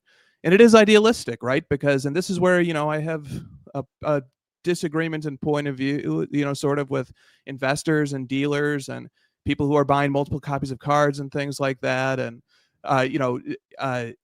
as a collector, I just want earnest, genuine competition among people just like myself who are going for this card to put it into their collection. That is my ideal environment. And whichever auction environment can get me the closest to that is one that I'm really going to look forward to participating in. Now, to go to the private negotiation or the card show negotiation, or the situation where it's a dealer versus a collector and they're bargaining back and forth, that's a different context. In that context, I don't have the reasonable expectation that I'm bidding in an open market against other people who are sort of trying to strategically outbid me. I strategically outbid them, but we're all ultimately bidding for the purpose of adding the card to our collection. In that environment, it's different. In that environment, it's me. It's what I'm willing to go to against what the dealer or the owner is willing to let it go for. And those are that's the conditions and the context in which that negotiation takes place. So it's just a different context would be my answer. Yeah, I think, and you know what? It makes total sense to me, and it should. I mean, these are, like you said, these are different contexts, different environments, and in the in-person, buyer versus seller negotiation, the buyer is actually talking to the owner of the card. In the auction house, there's the intermediary as well. So you can actually, use a little bit of charisma maybe to help bring the price down. And even in the chat right now, Diamond Relic says, auctioneers in live bidding auctions work the seller on the block all the time. I think meaning bring down the reserve in many cases. Like Canada Blue says, Jeff could work the seller on the last day to have the reserve lowered if possible. Like, you wanted 10 grand, Mr. Consigner client, the bidding stagnated at 5. Where are you willing to let this card go at? And that, to me, is a very reasonable approach, and something that I think auctioneers could take them a long way. I think that could go a long way. Paul, Josh, I see you both nodding. Paul, you're off mute. I'll let you chime in on your thoughts, and then we'll go to Josh. Yeah, and again, I think reserves are. I don't like reserves, and I will avoid auctions that have a reserve on there, because I do think auctions are slightly different than negotiations. But with an auction, I do think there should be full and fair disclosure. You should know that you should feel that you're only bidding against people who want that card. And if they're not willing to disclose what the reserve is, I just don't find that fair. I mean, is it either start your auction price there or disclose what the reserve is. And I do understand the auction house can grind on the consigner and say, hey, nobody's getting there. Your lowest bid's here. Maybe we should sell it, for this one. So I do understand bidding into a reserve, but you should know what the reserve is to see if it's even worth your time. And your hope, right? And you're Yeah, exactly. Yeah. you can get emotionally involved and invested in these things only to get really disappointed. Josh, what are your thoughts? So I actually have like experience in this part. So we run an auction. We don't allow the owner of the card to bid on their own cards. John and I can't bid on our auctions, nor can anyone in our families. Also, we don't have reserves anymore. I think I mentioned this once before. We had one once. It was a disaster. The seller was completely an unsophisticated person who didn't know a lot and just wanted a certain number. The last day of the auction, we blew by the last high by a significant number, and he wouldn't let it go. No, and I need this, I need this. And he was just, it's the last time we did one. I'm never doing it again. Like, we started, we're confident we can get prices that are within market because I think we have a very niche area and we have eyeballs on us and our traffic is good and we're confident in our abilities and we try to give that to the consignor. And if he doesn't want it, we say, fine, good luck. You know? Yeah, I love that. I mean, that's close to Chris's ideal situation where you just know that you're not bidding against an undisclosed reserve. So, yeah, I love it. 90sauctions.com, guys. We do shows with them 3 or 4 times a year here on Sports Cards Live. Plus, Josh is a good buddy of mine. All right, good. Well, I think we handled that topic well. We kind of went back in time on the show.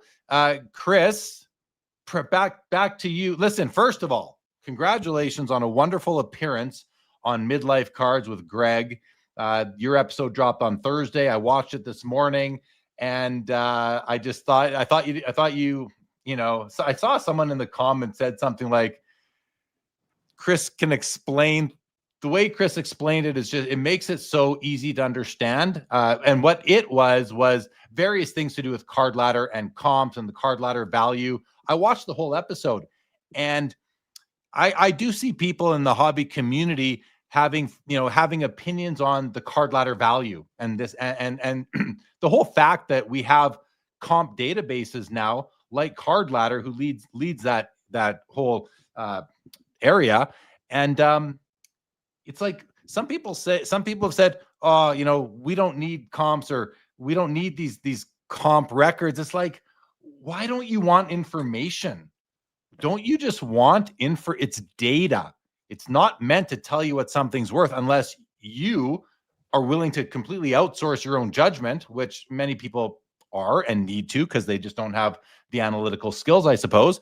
But so first of all, you explained that, and you also explained what the card ladder value is. And I got to admit, I don't think I really ever understood it as well as I do now. And it's just so simple to understand it when you actually do, when you explained it. So anyway, back to my point.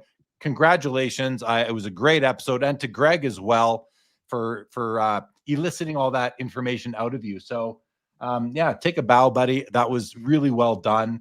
I certainly did enjoy it. Well, Greg is awesome. It was amazing of him to give a platform to you, me, and Joe.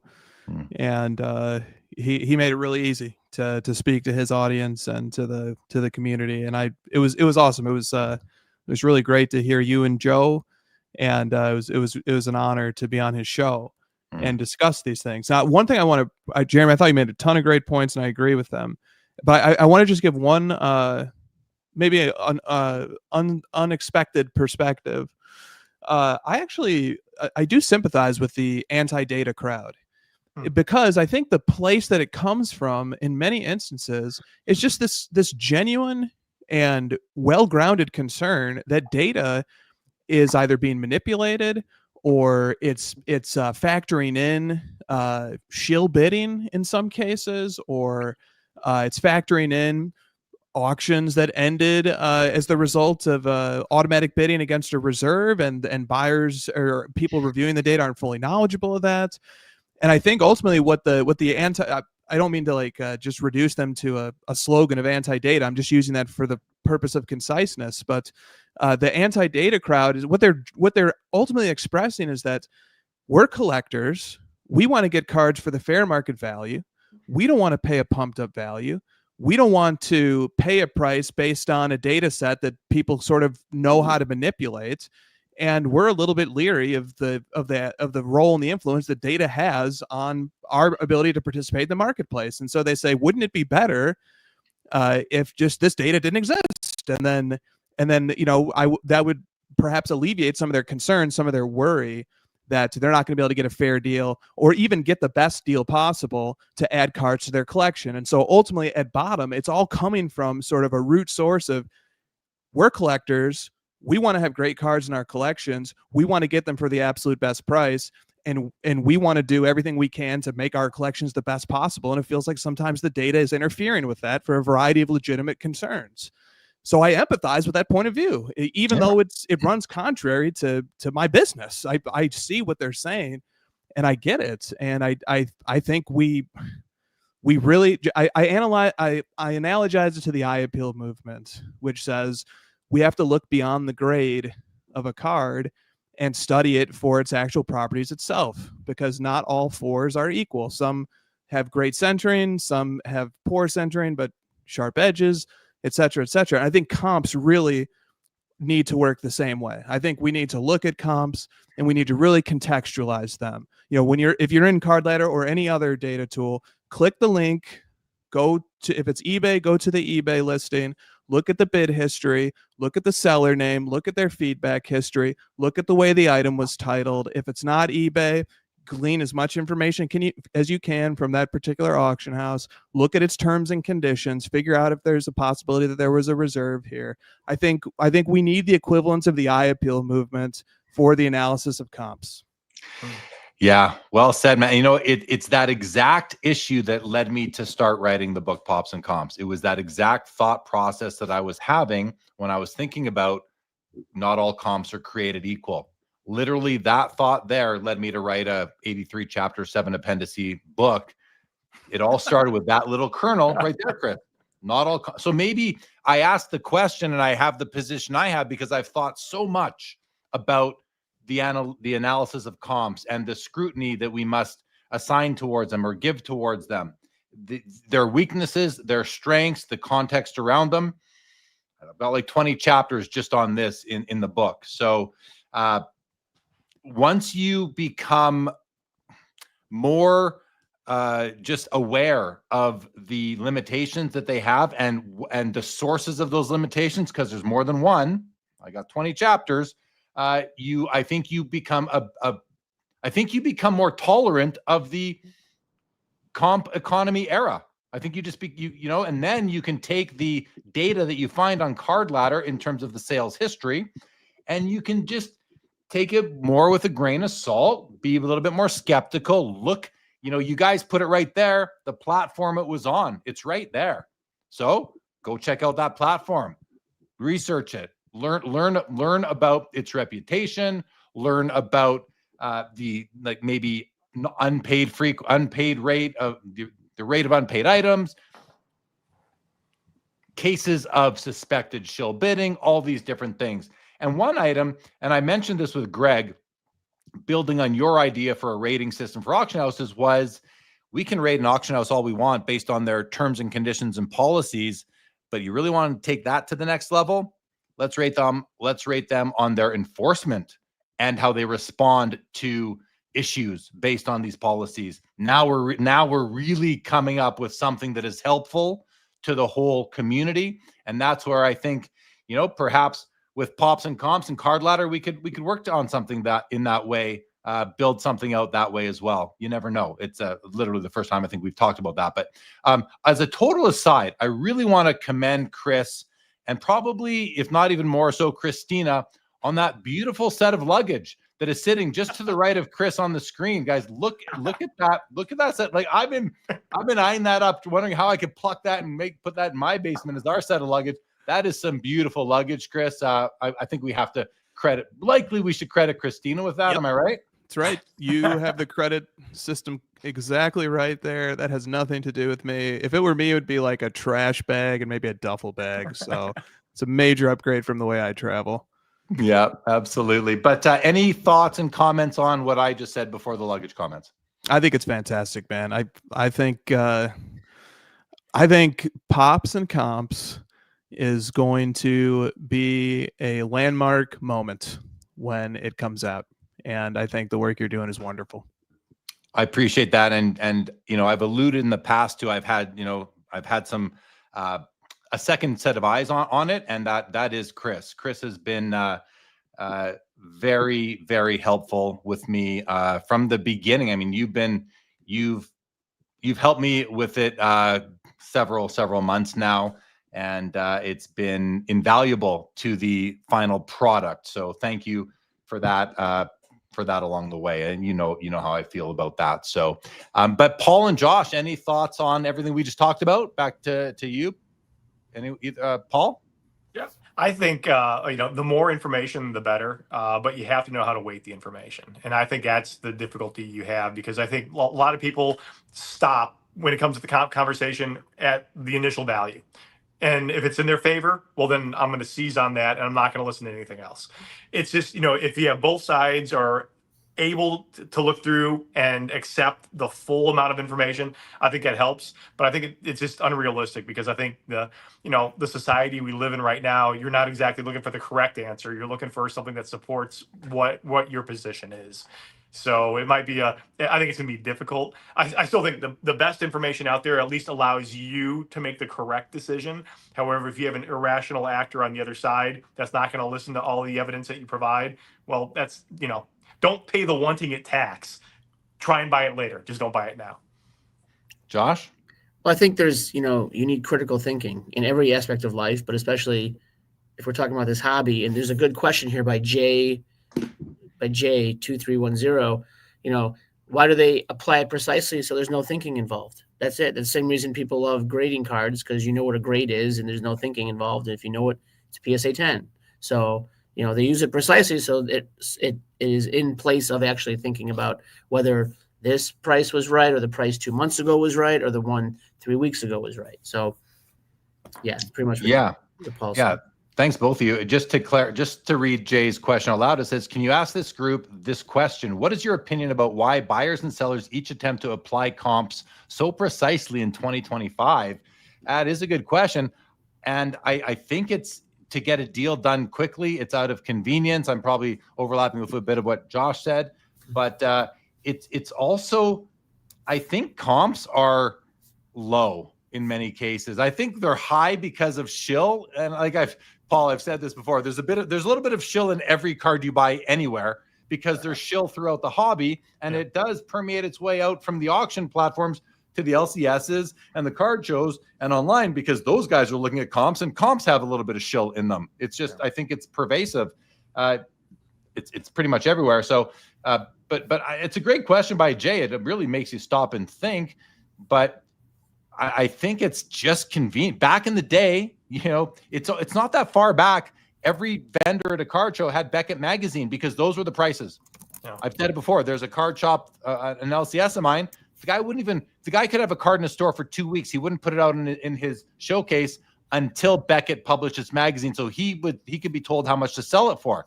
Come on, you're the one setting the price, not Beckett magazine. Like, come on, they're supposed to be reflecting the price. Joe, Josh. It's all right. I've been at a card show for the past 2.5 days, and it's hilarious to watch these people walk up to a booth.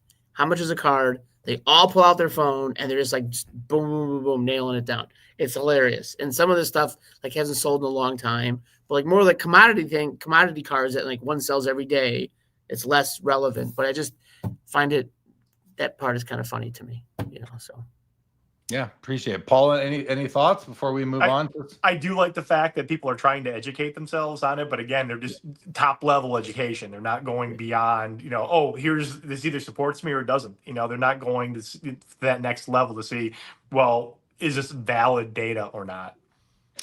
Paul, okay, thank you. Paul, I'm going to put up a question that came in from Mookie about 20 minutes ago. Try and keep this answer quick if you can for me. He says, Paul, if you're a consumer who suspects shill bidding inflated your final price, what recourse do you have? Oh, geez. That's not going to be a quick answer, unfortunately. But the platform you're on should have rules for it. And that's the first place I'd start is the platform, breach a contract with the platform, or, it's a big, long, it depends here. There's a lot you can do. Reach out to Paul directly, Mookie, if you would like maybe he'll give you a little bit of pro bono on that one. I don't know. Justin, but shill, but really, shill bidding is hard because there was a lawsuit against PWCC. Because if everyone remembers, PWCC was kicked off of eBay, and eBay said we kicked them off for shill bidding. And I'm not saying allegedly because they said that. So somebody brought a lawsuit against PWCC, said, "Hey, eBay kicked them off. They said that there was shill bidding." And they lost that lawsuit. It never even got past the motion to dismiss stage. It got kicked out of court right away because it is hard to prove shill bidding. So it's one of those things when I've had people ask me about shill bidding cases, I've been, well, unless we know who did it and why they did it, you're probably not going to be able to advance this very hard. Josh?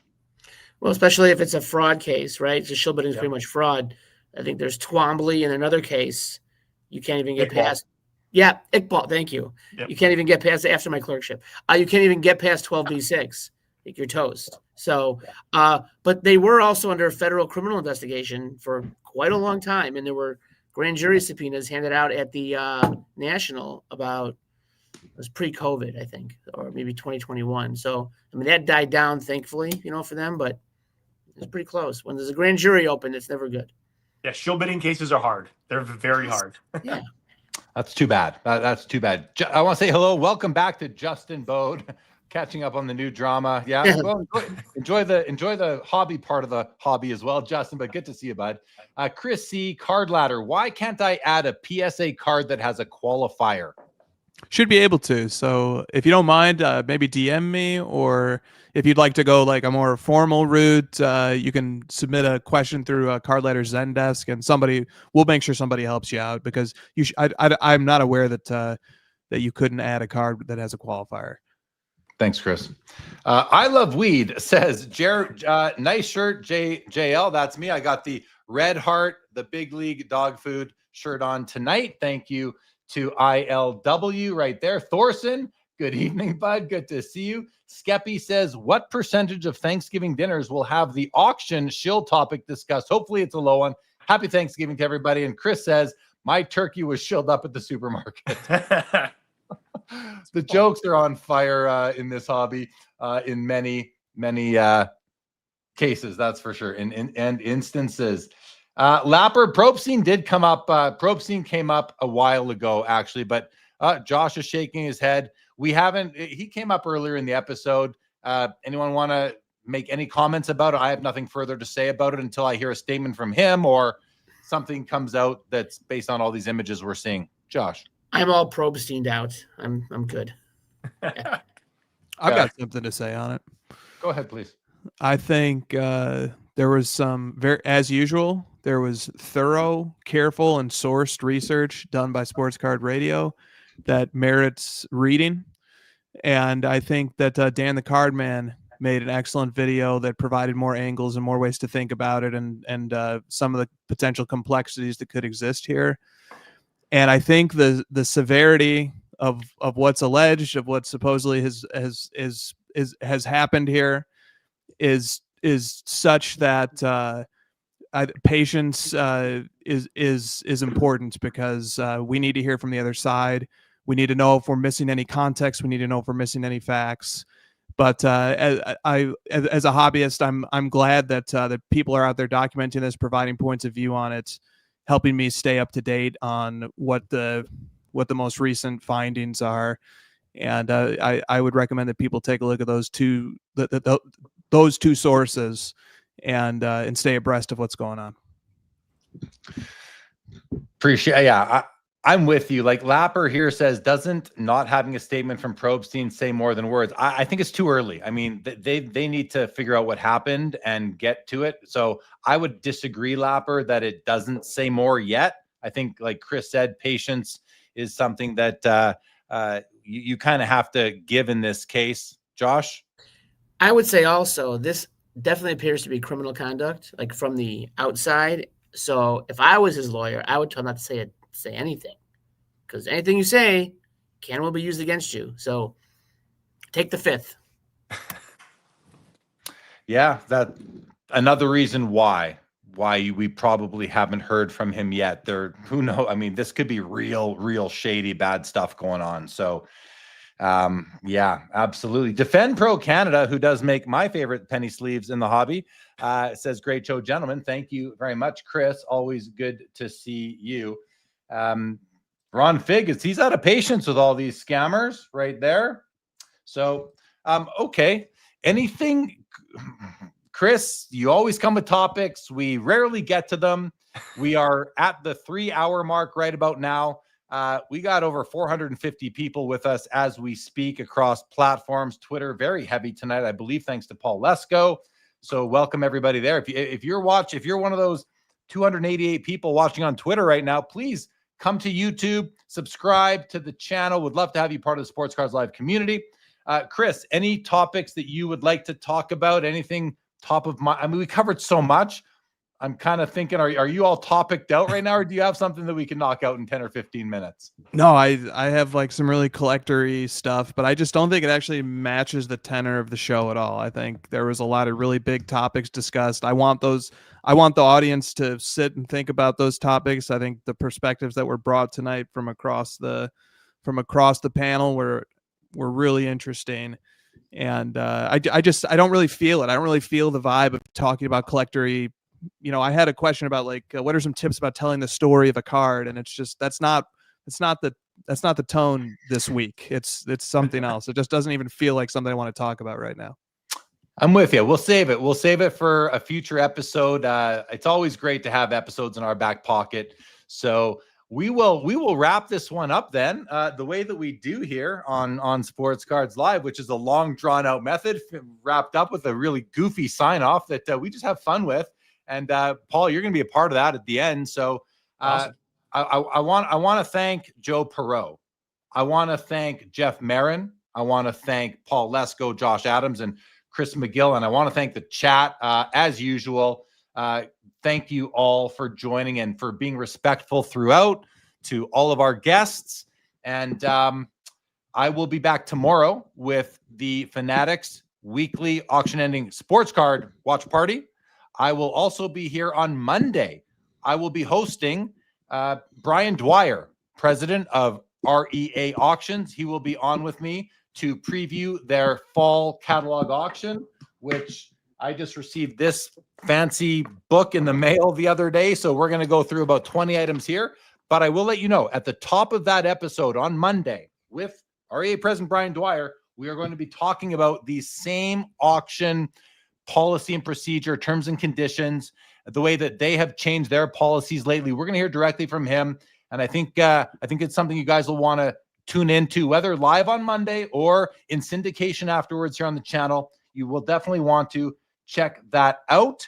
As well, I want to mention, if I may, that again, please do check out the interview here on the channel with Brandon Steiner. And also, please check out the first episode of From the Front Row with Dan Bliss, founder of the Front Row Card Show. Trust me, that's a fun show to watch. So please do check that out. We're going to be doing that show quarterly.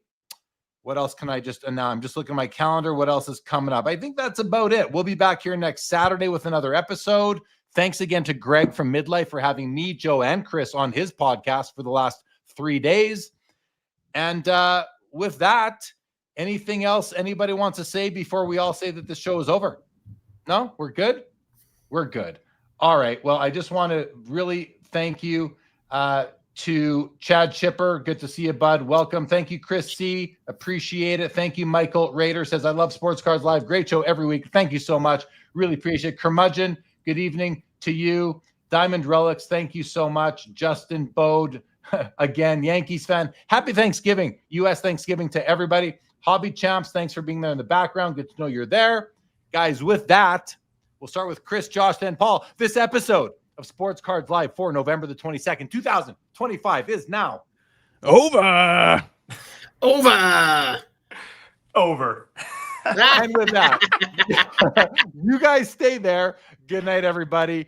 Thank you once again. Thanks for tuning in and being a part of the Sports Cards Live community. Don't forget to like, subscribe, and most of all, keep collecting. More great content to come. Sports Cards is a lifestyle.